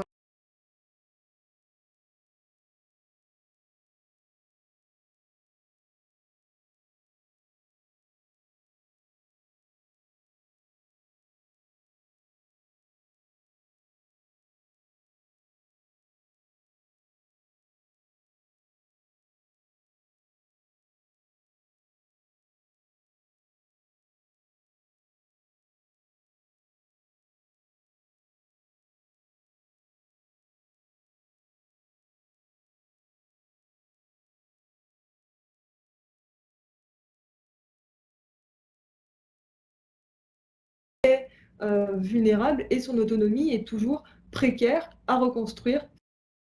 Ça va se faire par justement l'acquisition de certaines capacités et la capacité, incluant la capacité à entrer en relation avec les autres. Et en fait, c'était intéressant parce que, au-delà du fait que c'est une anthropologie, donc ça nous concerne tous, ça avait du sens aussi avec justement cette problématique de l'adolescence qui est de construire son identité, construire son autonomie et des relations avec les autres. Donc il me semblait qu'il y avait des ponts intéressants à faire et en fait à considérer que certes c'est une posture anthropologique, mais il n'empêche que ça peut être exacerbé à l'adolescence et que du coup ça avait du sens. Voilà, donc j'en suis arrivée à dégager différentes formes de vulnérabilité selon les contextes au sein desquels je me trouvais. Et ça m'amène à vous proposer une première étape qui est d'abord de considérer le dialogue philosophique finalement comme un lieu de révélation des vulnérabilités. C'est-à-dire qu'il y a différentes formes de diminution capacitaire qui vont se manifester dans le dialogue philosophique et qui sont en fait un peu créées par le cadre qui va mettre en vulnérabilité. Alors c'est un peu provoquant de le dire comme ça, mais on va voir la suite. Donc tout ça, ça a été mis... Alors là, je vous présente un petit tableau. Ce tableau, en gros, les colonnes, ça réfère au terrain psychiatrique scolaire Grenoble, France, scolaire Montréal, Québec. Et les lignes, ça va être différentes entrées, justement différents axes de vulnérabilité. Donc on retrouve les capacités plus ou moins diminuées ou juste non acquises et des difficultés relationnelles. Et les éléments qui sont listés, c'est des codes qui ont émergé des données. Les chiffres entre parenthèses, ils n'ont pas de valeur de preuve du tout. Donc moi, j'avais besoin de prendre du recul sur mes données et d'être un peu au clair, d'avoir des repères, parce que quand on a plein de données comme ça, 200 codes, on est vite perdu. Et donc en fait, ça désigne simplement le nombre d'occurrences du code par groupe. Donc par exemple, dire 9, ça veut dire que parmi les 4 entretiens que j'ai fait avec les jeunes en psychiatrie, il y a eu 9 occurrences du fait que les jeunes n'arrivaient pas très bien à mettre en mots leurs pensées, par exemple. C'est une des manières dont ils l'ont dit. Et donc, ça a donné incapacité, enfin, difficulté à dire. Voilà. Et donc, tous ces codes-là qui ont émergé, j'ai essayé de les mettre en relation avec de les insérer dans la compréhension de la vulnérabilité dont je viens de vous rendre compte. Et c'est intéressant parce qu'on voit qu'il y a une certaine gradation. Donc en fait, si on regarde juste les diminutions des capacités, plus on va vers la droite, moins on a de diminutions observées. Donc chez les jeunes en psychiatrie, c'est intéressant parce que du coup, il y a eu aussi, ça m'a permis de prendre conscience de certaines vulnérabilités assez grandes, en lien avec, je viens de le dire, la capacité langagière, mais aussi et surtout la capacité de penser, en fait. D'ailleurs, ouais, bon, je pense que je pense que je me suis trompée dans le 11, à mon avis, il y en a plus. En tout cas, c'est un détail. Mais l'idée, c'est de me rendre compte qu'il y avait vraiment le trouble psychopathologique en tant que tel a des incidences en fait sur les compétences cognitives. Et donc, il y a vraiment une entrave à la pensée qui se fait dans le cadre psychiatrique dû à ces troubles psychopathologiques. Mais il y avait plus que ça, et ça c'était intéressant, un réel déficit de la confiance en leur capacité de penser. C'est-à-dire que même si ils ont des difficultés qui est plus en fait de l'ordre d'un esprit confus, fouillis, de pensée un peu délirante parfois, donc une difficulté à maîtriser et à organiser sa pensée. Mais par ailleurs, il y avait aussi l'idée que tout ce qui se passe dans la tête, en fait, ça ne fonctionne pas. Et donc ça, c'est vraiment quelque chose qui a émergé avec un jeune, par exemple, qui me disait que, au sens le plus littéral du terme, ils ont des problèmes dans leur tête. Et donc, ils avaient pas, leur capacité de penser, elle était de fait un peu en dehors enfin, pas fonctionnelle, en fait. Et puis, il y avait aussi le fait tous les jeunes ont témoigné d'un parcours marginalisant, en fait, où souvent c'est des hospitalisations qui ont suivi des déscolarisations, et que le parcours de soins, il est marginalisant parce que du coup, on reste juste dans l'unité avec d'autres patients. On n'a plus forcément ses copains de l'école, mais on est enfermé dans la famille qui souvent est dysfonctionnelle si on en est arrivé à une hospitalisation. Et voilà, donc c'est un parcours un peu qui s'auto-entretient comme ça. Et il y avait une forme aussi de, voilà, moi, de toute manière, je ne sais pas penser. Donc ça, c'était intéressant. Et voilà, après, au niveau donc ça s'est beaucoup moins manifesté dans les contextes scolaires, mais ce qui est intéressant, c'est que, alors, il y a une jeune qui était vraiment en grande difficulté dans le collège à Grenoble, qui a explicitement dit qu'elle avait un blocage pour parler, qu'elle n'arrivait pas à formuler sa pensée. Mais ensuite, c'est ce que je vous ai présenté tout à l'heure sur des analyses plutôt quantitatives. Les jeunes ne le disent pas qu'ils ont un problème enfin, c'est pas dit explicitement par les jeunes dans les entretiens, mais par contre, moi, je peux observer dans les dialogues et même dans les entretiens, de manière qualitative ou même quantitative, qu'il y a vraiment une difficulté majeure à organiser et construire un propos, en fait. Donc, il y a une difficulté à le dire manifeste, même si elle n'est pas explicitement formulée par les jeunes. Et au Québec, il n'y a pas de problème dans le sens où c'est aucune diminution qui est observée, ça roule, c'est des élèves qui sont à l'aise dans la parole, à l'aise dans la mobilisation et le développement de leur pensée, il n'y a pas de souci là-dessus. En revanche, quand on regarde au niveau relationnel, et là c'est intéressant, il y a dans tous les terrains des vulnérabilités qui ont été identifiées. En fait, j'ai nommé ça, j'ai considéré ça comme des vulnérabilités dans le sens où c'est une forme de diminution et d'altération de la capacité du jeune à s'engager dans le dialogue. On pourra en reparler, c'est discutable, mais simplement pour le préciser. Et donc, alors, au niveau de la relation à soi, les jeunes à l'hôpital en ont beaucoup parlé parce qu'en fait, ils sont dans un contexte de soins et donc ils ont tous témoigné d'une grande souffrance psychique, de symptômes de la dépression, d'un manque de confiance, enfin, voilà, plein de choses, ce qui n'a pas été le cas avec les élèves en contexte scolaire, et c'est un petit peu cohérent en fait, parce qu'ils arrivent avec leur identité d'élève, ils sont au collège, ils ne sont pas là pour parler de comment ils se sentent, c'est pas le lieu et c'est pas les discussions qu'ils ont avec les profs. Donc ça a un petit peu du sens, mais je pense que là du coup ça va être à moi de peut-être trouver dans la littérature justement des éléments pour essayer de documenter un peu ma compréhension, enfin voilà, je suis un petit peu là-dessus en ce moment, m'intéresser notamment à la notion de métier d'élève, etc., pour voir si ça peut m'aider à trouver des éléments pour comprendre leur forme de relation à eux-mêmes.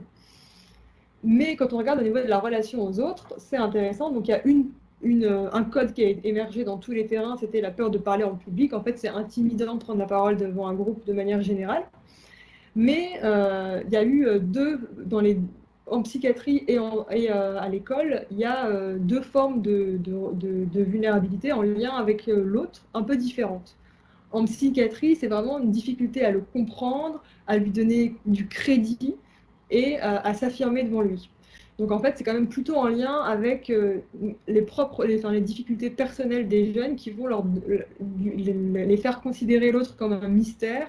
Et puis aussi, quand on est un peu en dépression, quand on n'est pas bien, on a du mal à être curieux, on a du mal à s'intéresser à l'autre, et on a aussi du mal à s'estimer et donc à s'affirmer. Donc c'est plus dans un lien, on va dire, intrapsychique. Ça, c'est mon interprétation. En revanche, à l'école, il y a une nouvelle catégorie qui a émergé, qui s'appelle crainte des pairs, et qui est faite de 3 codes, qui est la peur du jugement, la peur des moqueries, et la difficulté à dire ce qu'on pense. C'est vraiment quelque chose qui a été très spécifique à ce cadre scolaire, et autant au collège québécois qu'au collège français. Voilà. Donc, c'était intéressant, ça me semble intéressant parce que ça permet de voir qu'il y a quand même une forme de gradation des vulnérabilités, tout en retrouvant quand même une certaine constante dans la relation à l'autre, notamment dans tous les contextes. Ce qui est intéressant de constater, c'est que face à cette forme de vulnérabilité qui est mise en lumière dans l'analyse de l'expérience des jeunes, il y a en même temps, le témoignage des jeunes montre en même temps qu'il y a une forme de montée en capacité dans la pratique du dialogue philosophique. Il y a des codes et des catégories qui ont émergé, qui vont en fait dans l'autre sens et qui montrent qu'il y aurait un mouvement capacitaire déployé par les adolescents et les jeunes adultes dans le dialogue philosophique. Et donc, ça m'a amené à considérer, dans un deuxième temps, également le cadre du dialogue philosophique comme une mise en capacité. Donc, en fait, il y a un mouvement capacitaire général, et c'est intéressant parce que là, il y a beaucoup plus... En fait, les jeunes nomment les mêmes éléments, mais pas de la même manière. Et on va voir que du coup, il y a des spécificités selon le contexte. Mais ça m'amène à vous donner un autre tableau qui est construit exactement comme le premier.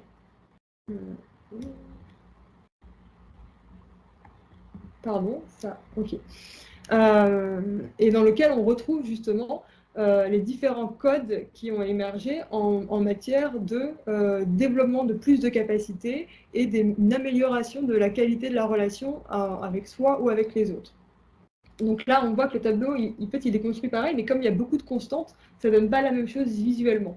Et en fait, la plupart des éléments, comme je disais, ils ont été nommés, mais en fait, ce dont on se rend compte, c'est que selon d'où on part, donc selon la vulnérabilité initiale et selon le contexte de la pratique, qui va aussi déterminer l'expérience du jeune, on ne va pas aller forcément au même endroit.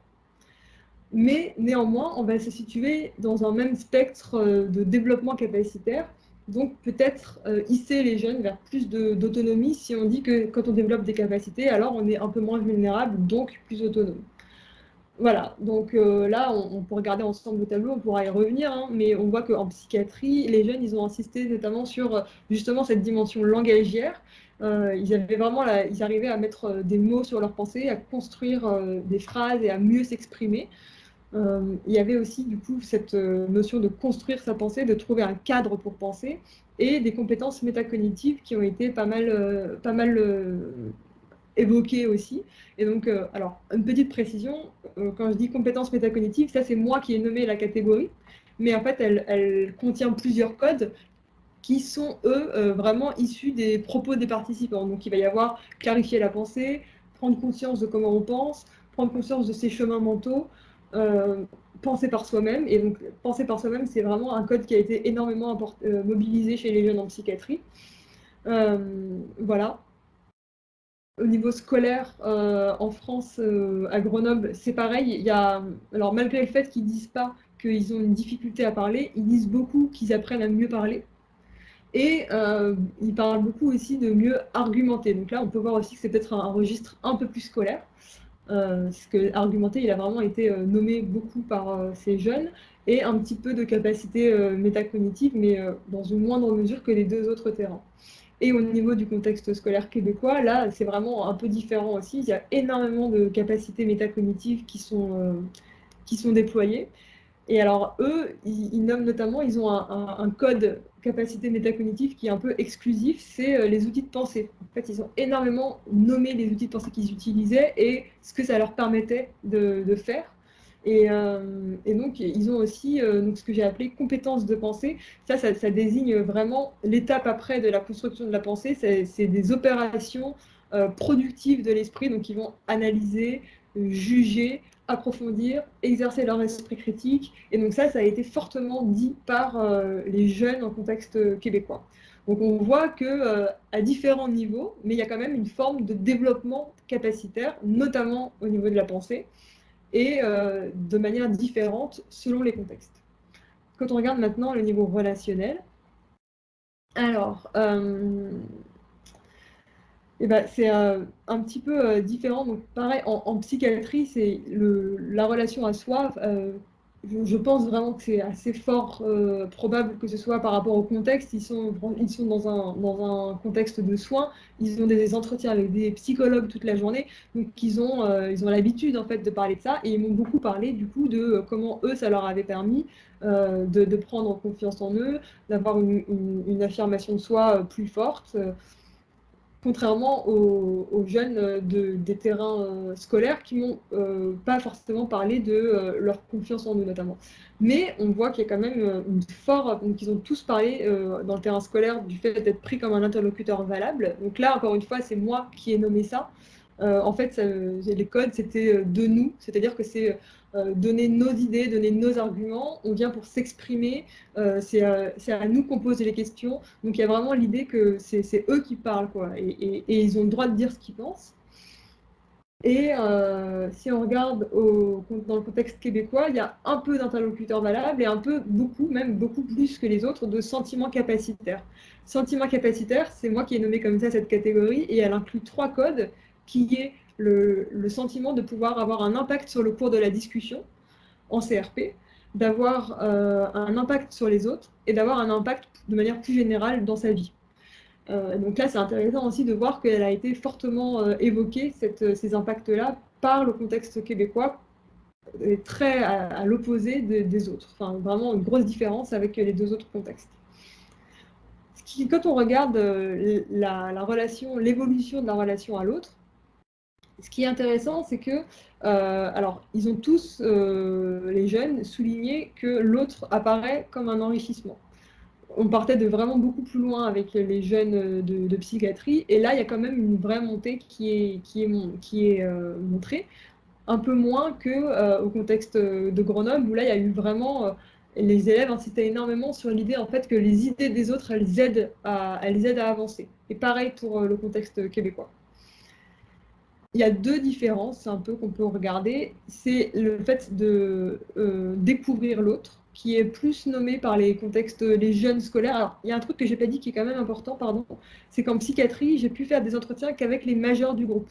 C'est pour ça qu'ils n'étaient que 4 d'ailleurs, et ils ont entre 18 et 22 ans. Donc ils sont quand même plus vieux, et même si on a vu, il y a bien des problématiques communes, c'est aussi quand même un âge un peu différent, et 14-15 ans au Québec et en France, ils sont pas, en termes justement de relations au pair et de développement, c'est pas la même période. Donc ça, c'est quand même à prendre en compte, petit aparté.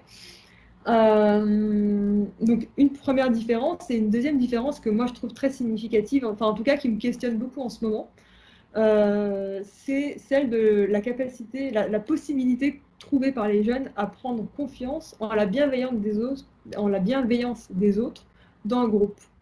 Et donc ce qui est intéressant, c'est que effectivement, En psychiatrie, les jeunes, ils disent qu'ils ont vraiment texto bienveillance des autres. C'est l'expression d'un jeune qui dit on a tous pris confiance en la bienveillance des autres. Il y en a d'autres qui disent que toutes les pensées sont acceptées, ils ont le droit de se tromper. Enfin, c'est vraiment quelque chose, justement, là, d'une sécurité affective et d'un lien à l'autre bienveillant qui est développé. En tout cas, qui est rendu possible. Je ne sais pas si c'est le dialogue philosophique qui l'a rendu possible, mais les jeunes sont capables de développer ce genre de relation dans ce cadre-là. Au contraire, à l'école, on reste dans la peur du jugement. Et quand là, je suis en train du coup, d'observer beaucoup les dialogues, notamment à Grenoble, j'ai des vidéos. Donc c'est assez aussi instructif de pouvoir voir un peu ce qui se passe. Et alors, il y a des rires, il y a des complicités entre les jeunes, mais c'est quand même une ambiance de manière générale assez électrique. Dès qu'il y a quelque chose qui dénote un peu ou qui peut appeler à faire un peu polémique ou n'importe quoi, il y a un mouvement de groupe, des cris, enfin, voilà, c'est pas du tout la même ambiance et ça transparaît du coup dans le témoignage des jeunes qui disent bien qu'ils ont peur de la moquerie et que du coup ça les amène à une forme d'autocensure en fait dans ce qu'ils disent. Voilà, donc ça, c'était pour vous présenter un peu mes premiers résultats et comment la pensée de Ricoeur, elle m'a permis en fait de structurer ça autour de cette redéfinition de la vulnérabilité.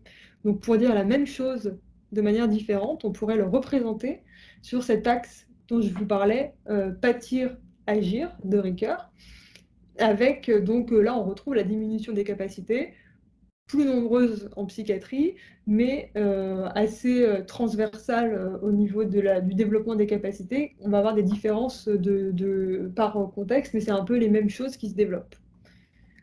Une autre manière encore de le représenter, ce serait en incluant l'axe. Alors là, il y a mon truc noir, là, du coup, je suis désolée. Ah, voilà. En incluant l'axe soi autrui.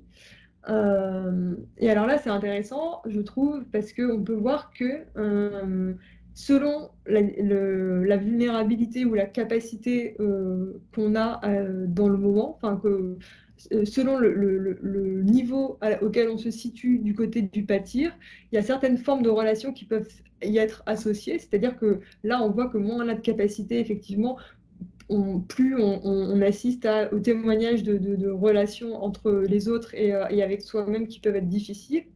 Et au contraire, quand on regarde du côté de l'agir, il y aurait peut-être une association à faire avec des relations meilleures. Donc en fait, là, le reste, maintenant, ce qui reste à faire, c'est de préciser les liens justement entre ces différents éléments que je viens de vous présenter, et notamment le rôle, l'apport de la dimension philosophique de l'activité. C'est ce que j'ai déjà un peu commencé à faire en analysant que le contexte de psychiatrie, et c'est en fait ce que je suis en train de faire actuellement de manière plus globale sur toutes les données. Mais du coup, je ne vais pas pouvoir présenter tout, enfin, je vais m'arrêter là-dessus. Mais l'idée, c'était de vous proposer du coup ce premier moment, cette première étape qui finalement m'amène à reconsidérer le développement de la question de l'autonomie des adolescents.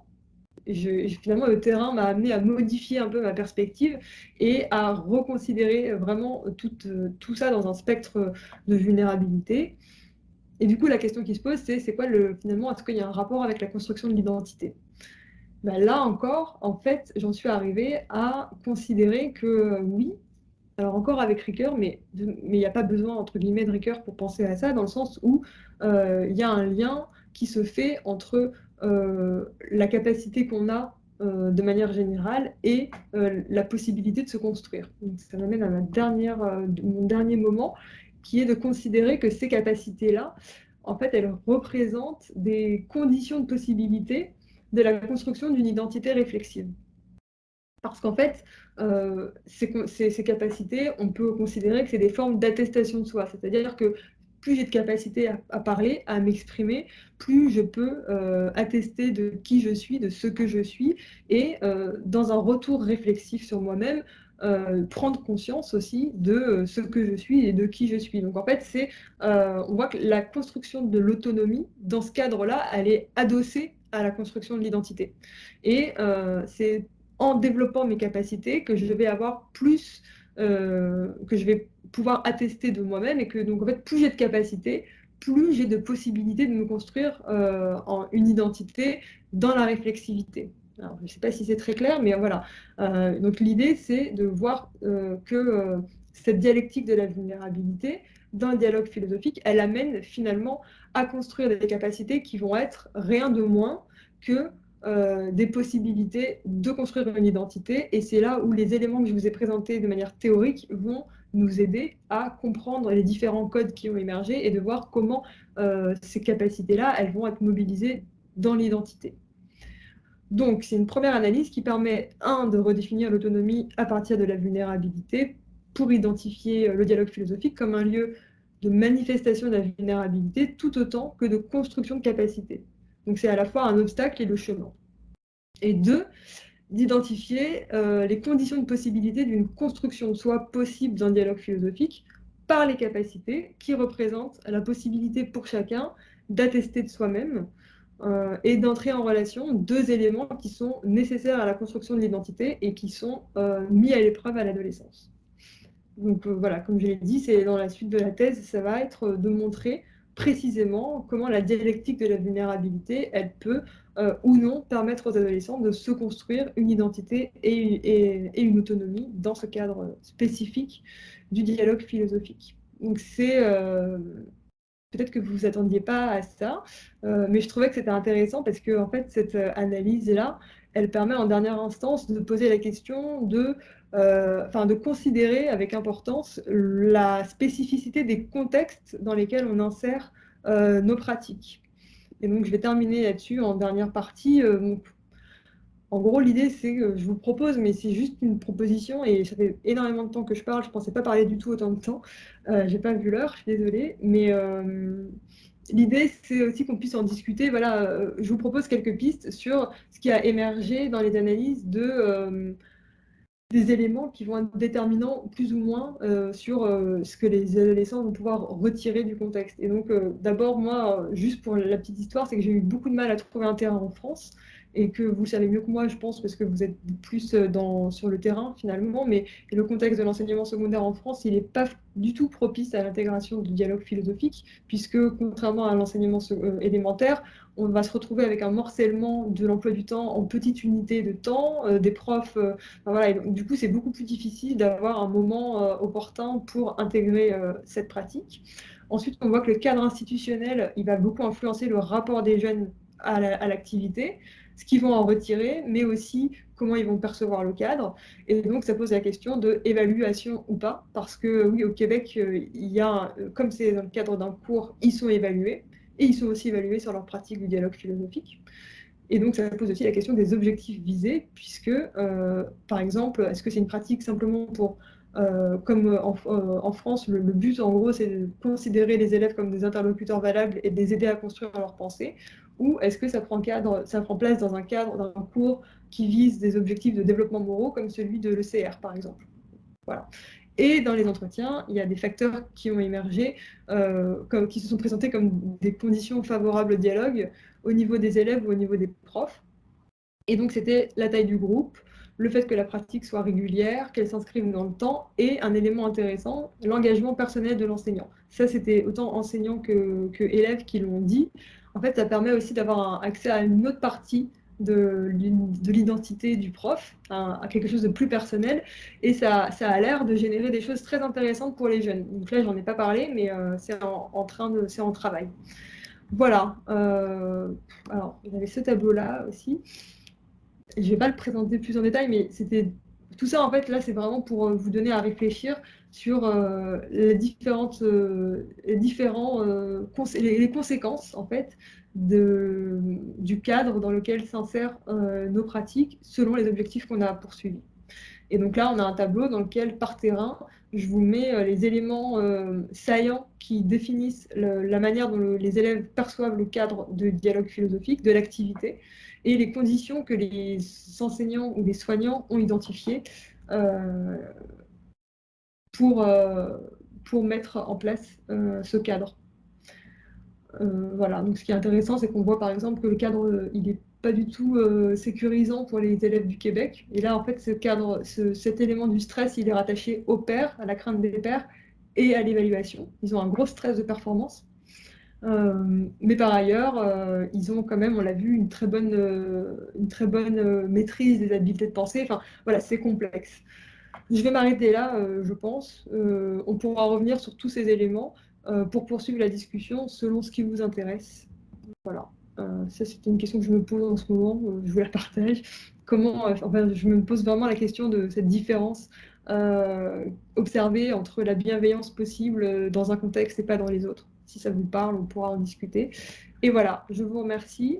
Et j'espère que c'était pas trop dense et qu'on va pouvoir en discuter quand même un petit peu. Voilà. Alors, on va déjà Merci, vous Agathe. relayer. Merci beaucoup, Agathe, hein, c'était passionnant. On va déjà vous relayer les questions du chat avec Nicolas, et puis après, vous pouvez lever la main pour qu'on vous ouvre les micros si vous voulez poser directement des questions à Agathe. On va partir, je crois, Nico, de Charlie, hein, d'une question de Ouais, c'est Charlie, ça, ouais. qui vous demande, Agathe, quand tu dis révéler, tu veux dire que la vulnérabilité déjà existante émerge à l'occasion grâce au dialogue philosophique, ou à l'inverse, que c'est ce dialogue philosophique qui pourrait lui aussi créer des vulnérabilités? Alors c'est une bonne question, mais je me suis posé cette question justement, mais en fait je pense que c'est un peu les deux, dans le sens où on n'est jamais vulnérable 100% du temps et dans toutes les situations, et que du coup ça peut, enfin, quelqu'un de très performant socialement peut d'un coup se retrouver plus vulnérable pour prendre la parole devant un groupe parce que, je sais, enfin, pour X raisons. Et donc, je pense que c'est à la fois une mise en vulnérabilité parce que effectivement, ça va. En fait, c'est un cadre qui est exigeant, qui est impliquant personnellement. Et il y a même une jeune d'ailleurs qui dit ce serait plus facile pour moi si j'écrivais et qu'à la fin les gens y lisaient. Donc il y a vraiment quelque chose de l'oralité qui engage personnellement et qui est incarné et qui est difficile. Après, ça peut du coup mettre en vulnérabilité, mais ça veut dire aussi que plus on est fragile, plus on va être, plus les vulnérabilités existantes vont se révéler. Je ne sais pas si ça répond à la question. Alors, une autre question d'Armel, une série de questions d'ailleurs. Qu'est-ce qu'être soi? Peut-on imaginer ne plus être vulnérable ou échapper à la vulnérabilité? La vulnérabilité ne peut-elle pas parfois s'inverser et ne pas être une force, car faisant partie du doute? Alors, qu'est-ce qu'être soi? Je ne pourrais pas répondre là maintenant. J'ai essayé de proposer des éléments, voilà, de construire un sentiment unifié de soi et autant se connaître et de manière d'être dans une forme de réflexivité avec soi-même et aussi quelque chose de plus phénoménologique, de narratif. Voilà, donc, c'est des éléments que j'ai donnés. Après, c'est pas du tout exhaustif. Alors oui, la vulnérabilité, je pense qu'on est toujours vulnérable en fait. C'est pour ça que je disais, enfin, avec Ricoeur, ce que je trouve intéressant, c'est que c'est une anthropologie, ça veut dire que c'est une vision de l'être humain comme un être essentiellement vulnérable. Et en fait, en cela, il s'oppose à différentes pensées contemporaines, notamment à l'individualisme. On dit souvent que voilà, on est autonome, on est capable par nous-mêmes tout seul, mais en fait l'idée c'est qu'on est vulnérable et aussi qu'on dépend beaucoup des autres et que du coup notre autonomie elle va être toujours relationnelle et parce que justement on est fondamentalement vulnérable. Il y a des moments où on est moins vulnérable que d'autres. Et alors après, le lien avec le doute, je ne suis pas sûre de l'avoir compris. On peut peut-être le clarifier, mais en tout cas, je ne pense pas que parce qu'on est moins vulnérable, on aura moins de doutes. En fait, effectivement, il y a un double... c'est un peu à double tranchant ce rapport à la faillibilité et au doute. Soit ça peut être une source de manque de confiance énorme, etc. Mais ça peut aussi être une forme d'humilité, la vulnérabilité et le faillibilisme. Souvent, c'est la médaille d'une même pièce, en fait.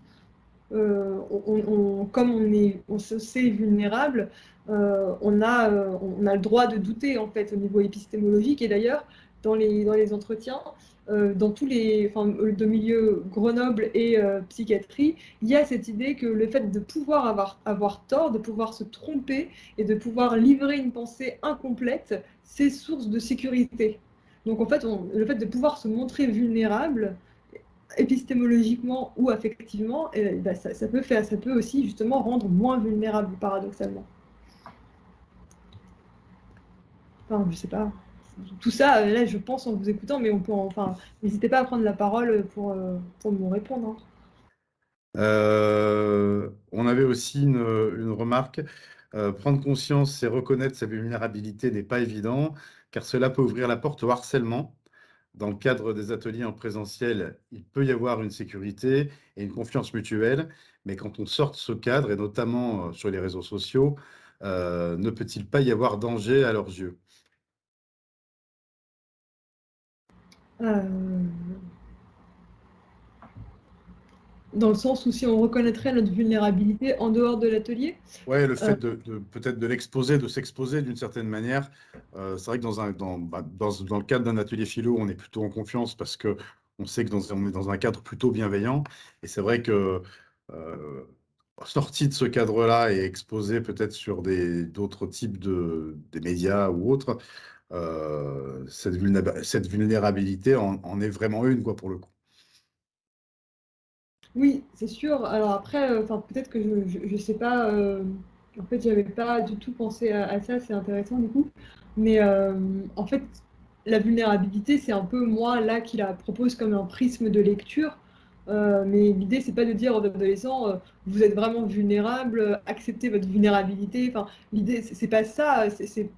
Il y a une relation de confiance qui s'installe et là, je parle beaucoup de la vulnérabilité, mais même les jeunes en psychiatrie, il n'y a pas une reconnaissance explicite du fait qu'ils sont vulnérables. Je ne leur dis pas ça du tout. Par contre, alors il y a une forme de faillibilité épistémologique. Ça, c'est le fait de s'autocorriger, de dire qu'on n'a pas toujours raison, que nos vues sont plutôt partielles et qu'on a toujours possibilité d'améliorer son jugement. Ça, c'est vraiment quelque chose qu'on peut dire en dialogue philosophique.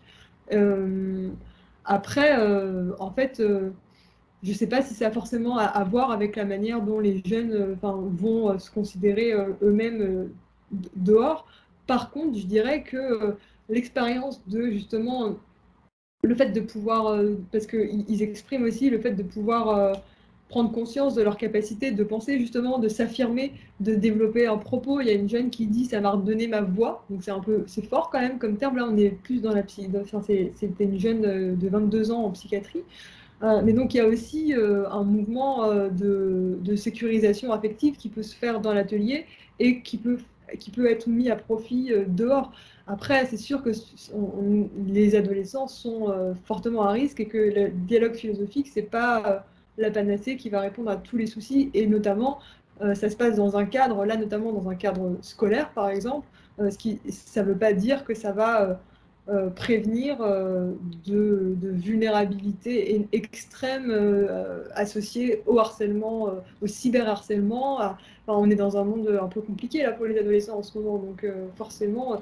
Par contre, je sais pas, peut-être que c'est quelque chose qui va peut-être qu'on va pouvoir prendre plus de recul.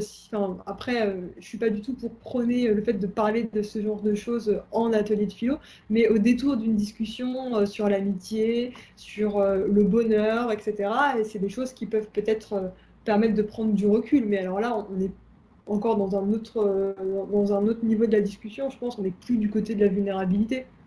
Mais voilà, je ne sais pas si ça répond à la question.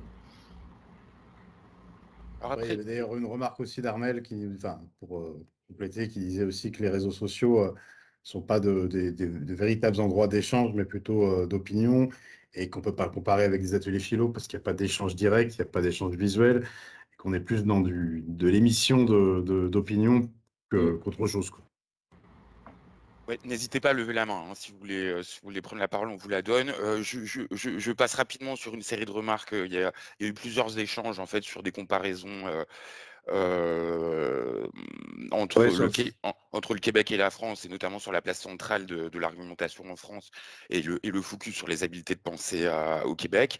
Une autre question qui est intéressante, d'Armel, ne faut-il pas aussi se méfier du langage, des difficultés à se comprendre, et finalement qui pose la question, est-ce qu'il ne faudrait pas pratiquer des ateliers philo sur ce concept dès le départ, en fait, sur le langage?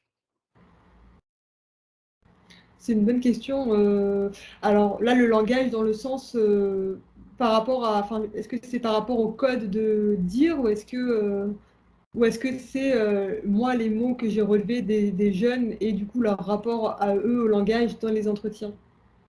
Juste pour préciser, est-ce qu'on parle du rapport au langage des jeunes dans l'atelier ou moi le rapport que j'ai avec le langage des jeunes dans les entretiens pour faire mes analyses?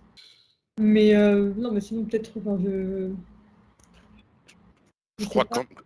je crois quand même que c'était dans la première dimension, mais effectivement, il faudrait qu'Armel précise.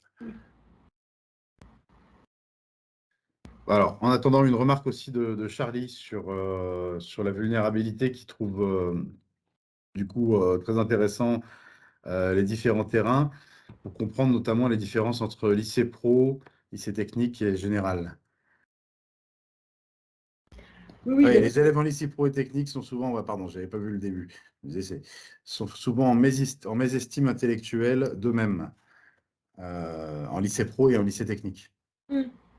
Oui, ben, c'est sûr que ce serait intéressant de voir ce qui ressortirait avec des entretiens de jeunes de ces, de ces lycées pro et techniques. Mais effectivement, euh, il y a une forte possibilité d'ailleurs que parmi les jeunes du contexte québécois, de Grenoble, pardon, français, peut-être qu'il y en aura qui iront dans des lycées plutôt pro et techniques.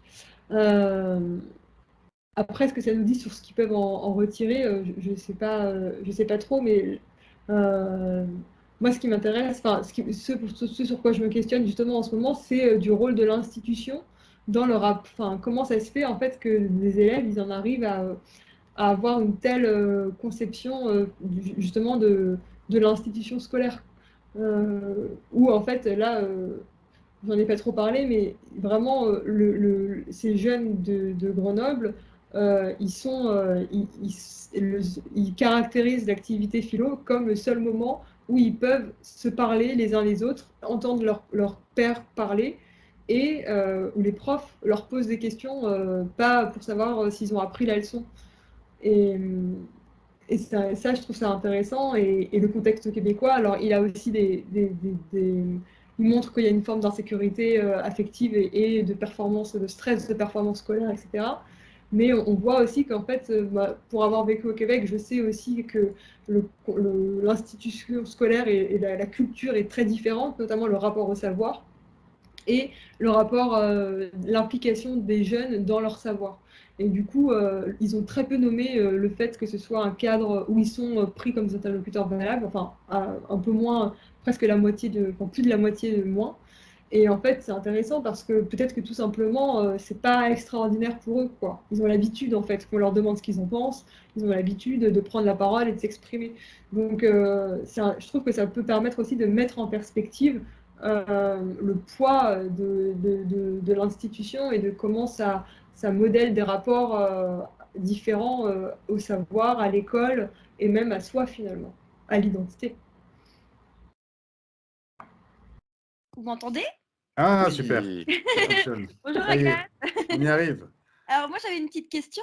Au départ tu disais que justement il y avait peu de littérature sur l'adolescence, notamment la philo pour adolescents. Alors du coup est-ce que tu dirais il y a une façon particulière d'animer des ateliers philo avec les adolescents? Est-ce qu'il y aurait des points de vigilance avec lesquels il faudrait, pour que l'animateur devrait y être sensible finalement? Alors, ouais, c'est une bonne question. Alors, juste petite précision, c'est vrai qu'il n'y a pas beaucoup de littérature sur la philo, enfin sur la considération justement de cette question de l'adolescence en philo pour enfants. Il y a quand même les travaux de beaucoup de Mathieu Gagnon et puis de ses équipes aussi, Sébastien Yargeux, etc., sur la question de l'enseignement secondaire et de la pratique de la philo. Mais pour revenir sur ta question, déjà de manière, moi dans mon projet de thèse, il y avait aussi de manière concrète sur le terrain, je me rendais compte qu'il y avait des problématiques qui étaient différentes puisque, et là, du coup, je l'ai un peu expliqué théoriquement, mais le rapport à l'autre et le rapport à l'adulte est vraiment très différent.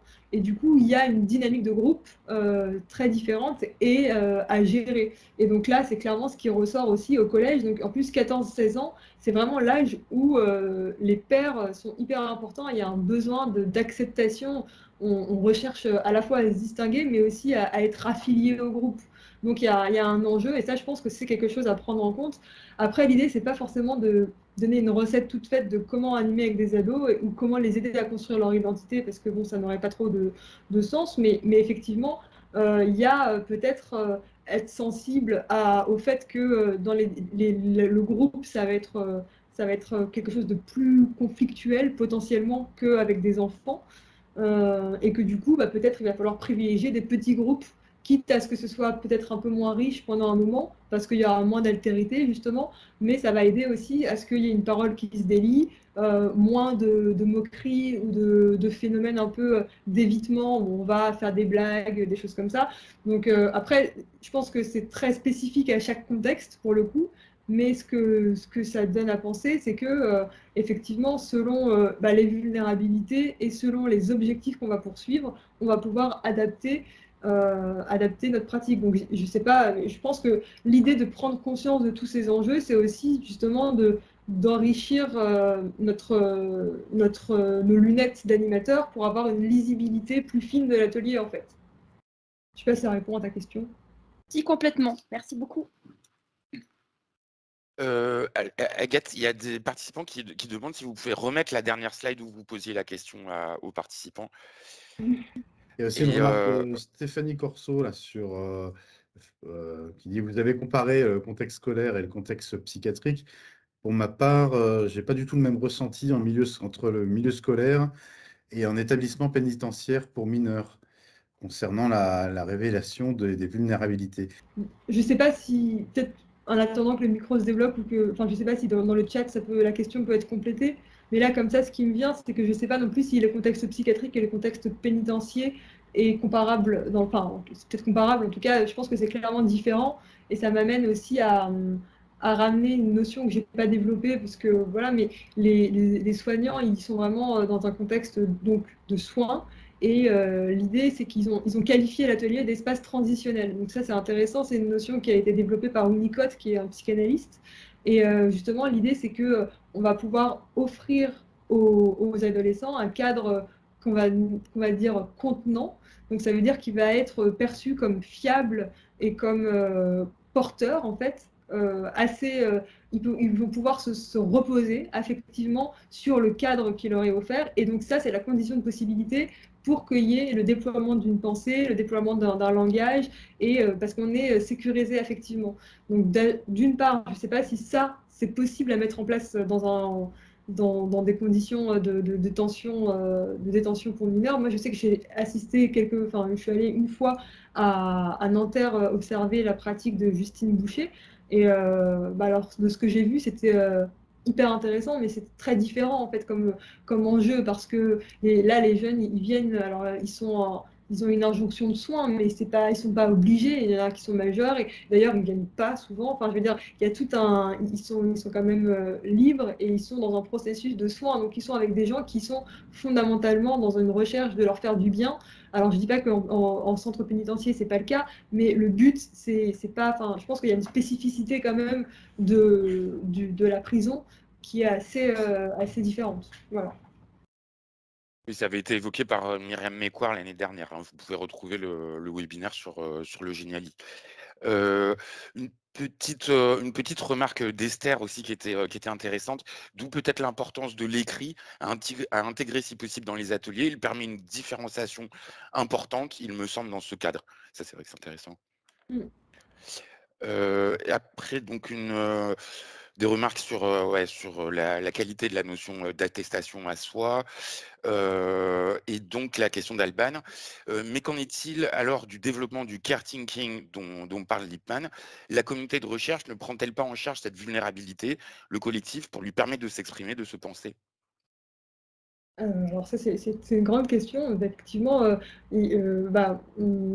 moi, de ce que j'ai pu analyser des données seulement qui relèvent de la psychiatrie, je pense qu'il y a une forme de care qui émane du groupe, en fait, dans le groupe, parce que justement, comme ils en témoignent, ils ont une forme de bienveillance à l'égard des autres. Et bon, après, oui, l'animateur, il y a une forme aussi de sécurisation affective qui va développer un souci de la pensée et un souci de l'autre. Après, est-ce que, enfin, c'est intéressant, mais je sais théoriquement, oui, il y a clairement cette notion du caring thinking chez Sharp et Lippmann. Voilà, j'ai un peu travaillé sur cette question parce qu'elle est vraiment hyper intéressante. Mais pour l'instant, on peut pas enfin, moi, je ne peux pas l'observer dans mes données de contexte scolaire. Et c'est ça qui est intéressant, en fait. C'est pour ça que cette question, elle me pose problème. C'est parce que pourtant, alors, est-ce que c'est aussi moins pire que dans d'autres contextes, dans le sens où est-ce qu'il y a une forme de care vraiment très marginale, mais quand même présente là, alors que dans d'autres contextes, elle pourrait être carrément pas du tout, et ce qui est possible aussi, hein, parce que c'est vrai qu'au moins ils sont dans un face-à-face, ils s'écoutent, ils apprennent à s'écouter, donc il y a peut-être une forme de care non consciente qui se développe petit à petit, mais alors après, il faudrait préciser ce qu'on entend par care, je pense. Mais voilà, je sais pas ce que vous en pensez. Vas-y. Il y avait aussi Alban parce qu'il y a eu plusieurs échanges sur justement les prises de parole qui étaient différentes entre les élèves du Québec et les élèves français, et aussi entre les professeurs et les élèves, entre les professeurs en France et au Québec. Donc, Alban qui nous demande comment expliquez-vous la différence entre ce temps de parole, le temps de parole de l'animateur entre le Canada et la France? Est-ce que c'est une question de maturité de la communauté de recherche ou est-ce qu'il y a d'autres causes?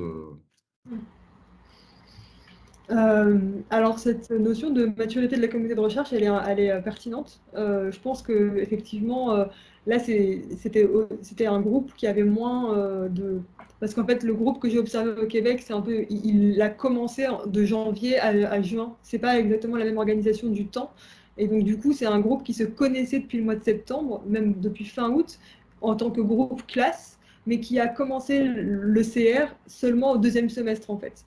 Donc, il y avait, au-delà du fait, et c'est un groupe qui a déjà fait de la communauté de recherche philosophique, mais cette année, ils ont eu une coupure de septembre à janvier, en gros.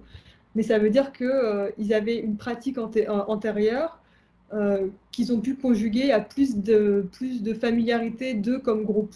Alors que les autres, ils avaient une pratique antérieure à Grenoble, mais là, celle que j'ai observée, c'était vraiment celle du début de l'année, donc ils se connaissaient moins en tant que groupe classe. Et après, il y a eu le Covid, en fait, donc malheureusement, en mars, on a arrêté. Donc, je ne sais pas si ça répond à la question, mais moi, la manière dont je l'avais compris, c'était que, en fait, il y a un travail énorme de l'enseignant à étayer la pensée. C'est-à-dire qu'ils vont parler beaucoup plus en mots-clés, parfois même juste en sons. Et petit à petit, l'enseignant, il lâche rien en fait. Il écoute tout, il le reprend, il propose. Donc il y a plusieurs formes d'étayage. Il va répéter, il va proposer une explicitation, il va proposer un autre mot. Enfin, il y a différentes stratégies en fait qui est utilisée, mais c'est vraiment impressionnant parce que c'est vrai que du coup, ils mobilisent beaucoup du temps de parole, mais c'est des interventions qui sont très courtes. Et c'est parce que les élèves eux-mêmes, ils n'arrivent pas à faire des interventions longues, donc il faut bien les aider en fait. Alors qu'au Québec, les interventions des jeunes, elles sont très longues, ça roule tout seul, et l'animatrice, du coup, l'enseignante, elle va être dans l'exigence intellectuelle en leur demandant des exemples, et puis elle va expliciter les outils de pensée qui sont dits. Alors que ça, pour le coup, il y a vraiment un usage explicite de tout ce qui est métacognition, et elle va donner la parole et faire des relances. Donc c'est assez différent. Mais oui, en tout cas, ça témoigne d'une maturité de communauté de recherche différente. Parce que, encore une fois, on ne part pas du même endroit. Et du coup, je complète avec une autre question, là, cette fois du point de vue des élèves, puisque c'est revenu plusieurs fois. Pourquoi les élèves du Canada ont-ils du mal à parler devant les autres alors que le cadre leur permet et qu'ils y sont habitués? Remarque de Cathy. C'est-à-dire qu'en fait, oui, pourquoi finalement ils ont peur de parler devant les autres alors que, a priori, ils sont plus à l'aise pour s'exprimer, quoi. Ouais, mais là, pour le coup, ça tient vraiment, j'ai l'impression, après c'est des hypothèses, hein, mais de ce que je peux observer, ça tient vraiment à la dynamique de groupe entre les pairs. Alors, et c'est en plus de ça, c'est un plus grand groupe, et même quand ils sont pas en classe entière, parfois donc, il y a des observateurs, et du coup, ça donne des plus petits groupes de parole. Enfin, le dialogue en lui-même, il est que entre 17 ou 19 élèves. Donc c'est quand même réduit, mais c'est beaucoup plus. Ils sont que 9 élèves à parler, non, 12, pardon, à Grenoble, donc c'est quand même plus petit. Et ça tient vraiment à la dynamique. Et du coup, il y en a une, par exemple, québécoise, qui me dit que l'année dernière, elle avait un groupe où elle était beaucoup plus en confiance. C'était des gens beaucoup plus comme elle, c'est comme ça qu'elle le dit, et elle parlait beaucoup plus. Donc ça tient vraiment à est-ce que le groupe va me donner le sentiment de confiance. Et l'enseignante, elle en est clairement consciente. Elle me le dit dans son entretien, elle me dit il n'y a pas de confiance dans ce groupe. Donc je suis tombée sur un groupe comme ça. Après, c'est pas général, ça ne vaut pas dans tous les Forcément, contextes. ouais. Mais là, en tout cas, c'est intéressant de voir qu'il y a une dynamique quand même qui n'est pas du tout de confiance entre les jeunes. Et à Grenoble non plus. Je remonte un peu dans le chat pour reposer deux questions qu'avait posées Charlie. La première, est-ce que pour toi, il y a finalement des grands invariants dans l'adolescence au-delà de la variation des cadres? Ça, c'est la première question. Et la deuxième, s'il y a des spécificités de l'ado par rapport à l'enfant, à quoi devrait être vigilant un animateur avec des ados? Les grands invariants de l'adolescence et les points de vigilance après. Alors, les grands invariants de l'adolescence, oui, je dirais que c'est vraiment la construction de la relation à l'autre, enfin, parce que ça, du coup, c'est même au niveau, ça a émergé dans toutes les données, mais aussi de manière générale, une volonté et un besoin. Il y a quelque chose dont je n'ai pas trop parlé là, mais il y a un rapport au monde aussi, une ouverture au monde, parce que il y a plus d'implications. Enfin, il ressent plus fortement, j'ai l'impression, les implications de sa compréhension du monde. Je ne sais pas si c'est très clair, mais il va pouvoir, enfin, au collège, ça se ressent quand même davantage. Donc, j'ai l'impression que, par exemple, il y a un code qui a émergé qui est découverte du monde, pas des autres. Ça, j'en ai pas parlé, mais il est très très fort chez les plus jeunes. Donc, je pense que, juste pour répondre à la question, les invariants, ils vont peut-être changer selon les âges. Mais de manière générale, là, pour le coup, je vais me référer plus au niveau théorique, puisque les contextes ils montrent les différences, mais j'ai l'impression que il y a vraiment la relation à l'autre et l'ouverture, enfin la connaissance de soi et l'ouverture au monde en fait. En fait, c'est trois axes fondamentaux. Mais après, des vigilances particulières pour animer avec les ados, je pense que c'est vraiment la dynamique de groupe et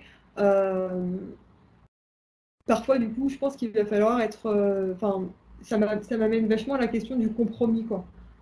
Est-ce que parfois il vaut mieux pas. Par exemple, je parlais avec un collègue une fois qui, lui, anime avec des ados dans des conditions, des ados très très difficiles, on va dire. Et donc, il me racontait que pour avoir un dialogue possible avec juste une écoute possible, il était obligé de les mettre en rang, en fait. Alors après, on peut en discuter. Est-ce que du coup c'est souhaitable? Mais moi, ça m'a intéressé parce que après, ça a pu. Alors peut-être que ce serait une première étape, mais du coup, parfois, en fait, s'ils se voient, c'est trop impliquant pour eux. Et d'ailleurs, il y a une jeune, moi, au téléphone dans un entretien parce que du coup, à Grenoble, on était confinés, donc on a dû tout arrêter. Et finalement, j'ai fait des entretiens par téléphone. Et il y en a une qui me dit qu'elle préfère vraiment l'avoir fait par téléphone parce que en face à face, elle n'aurait pas été assez à l'aise pour me parler. Donc je pense que le face-à-face des visages à l'adolescence, il est beaucoup plus difficile. Le corps, notamment, quand on se rappelle que le corps, c'est quelque chose de. C'est une étrangeté à soi-même, c'est quelque chose dans lequel on ne se reconnaît pas et qu'on ne maîtrise pas. Et donc il y a ce truc de se montrer devant les autres incarné. L'incarnation, elle est beaucoup plus dure. Alors, je me permets, justement, ça me fait penser bah, à l'après-midi qu'on a fait sur la distance au RNPP et aux ateliers que j'ai menés à distance pendant le confinement. Et c'est vrai que ça faisait partie des réponses des élèves que dans le questionnaire, je leur avais demandé. Et je leur avais dit quels sont pour vous les avantages d'avoir fait des ateliers à distance. C'était le fait de ne pas avoir à subir le regard des autres. Et finalement, il y en a qui étaient vraiment dans un confort et qu'ils étaient ils étaient dans un espace sécurisant, en fait, le fait de pouvoir le faire à distance. Donc, ça va totalement dans le sens de ce que tu dis avec la notion de corps et de présence aux autres, quoi. Merci. Il y avait une remarque aussi de Christian Budex sur les obstacles à la construction d'espaces de pensée au sein desquels les relations bienveillantes entre les élèves peuvent émerger, avoir en face des adultes formés au savoir-faire relationnel qui soient à la fois modélisants pour eux et qui donnent plus de confiance aux enseignants pour se lancer dans les débats, les discussions collectives. Mais souvent, ils ont peur de ces moments parce qu'ils ne sont pas outillés pour cela. Plus fondamentalement, et il y a du boulot, faire que les métiers de l'éducation soient enfin considérés aussi comme des métiers de la relation, du care. Ouais, complètement.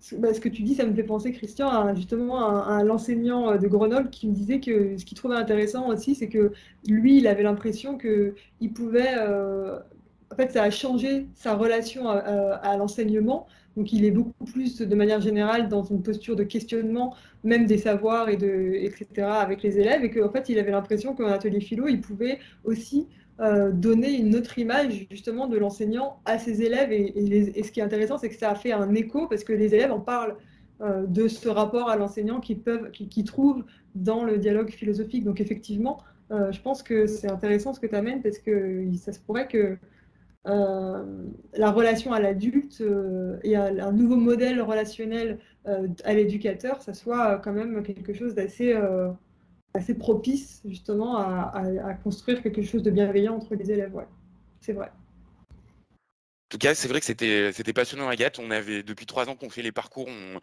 on n'avait jamais eu comme ça des données en cours. Et Ah ouais, c'est c'est vrai chouette. que ouais, les éléments de comparaison étaient féconds. Et puis ça nous fait tous voilà, réfléchir aussi Ouais. sur nos Du coup, pratiques. d'avoir aussi toute la méthodologie que vous avez employée, toute la construction de l'étude, c'est chouette d'y avoir accès parce qu'en général, on a souvent les résultats ou alors on ne prend pas forcément le temps de lire tous les processus. Là, du coup, que vous nous l'expliquiez, c'est plutôt, c'est intéressant du coup de pouvoir voir comment vous avez construit aussi vos connaissances et en fonction avec quelles données et comment vous les avez élaborées, quoi. Alors, on vous mettra toutes les remarques, hein, mais il y a vraiment beaucoup de remerciements, beaucoup de passionnants, un excellent travail de recherche. Vous devez le voir. Nous, on va vous... Le diaporama, pardon. Ah, voilà. Voilà. Depuis le début, en fait. Pardon. Oui, Ok. depuis que vous avez fini, là, comme ça permettait de voir le chat. Euh, Agathe, on va vous remercier et donc nous on fera l'émargement, les supports, la transcription vendredi. Je vous remets aussi le lien d'inscription pour la prochaine session qui aura lieu dans 15 jours, le 1er février avec Nathalie Fletcher, hein, sur la philo-création et les jeux conceptuels philo-créatifs. Voilà, donc rendez-vous dans 15 jours. Merci beaucoup Agathe, merci à toutes et tous et on vous souhaite une excellente soirée. Merci beaucoup à tous. Je n'avais pas lu tous les messages dans le chat, c'est super. Merci beaucoup pour vos retours. Voilà. Merci. Merci Agathe, bonne journée à tous. Bonne journée.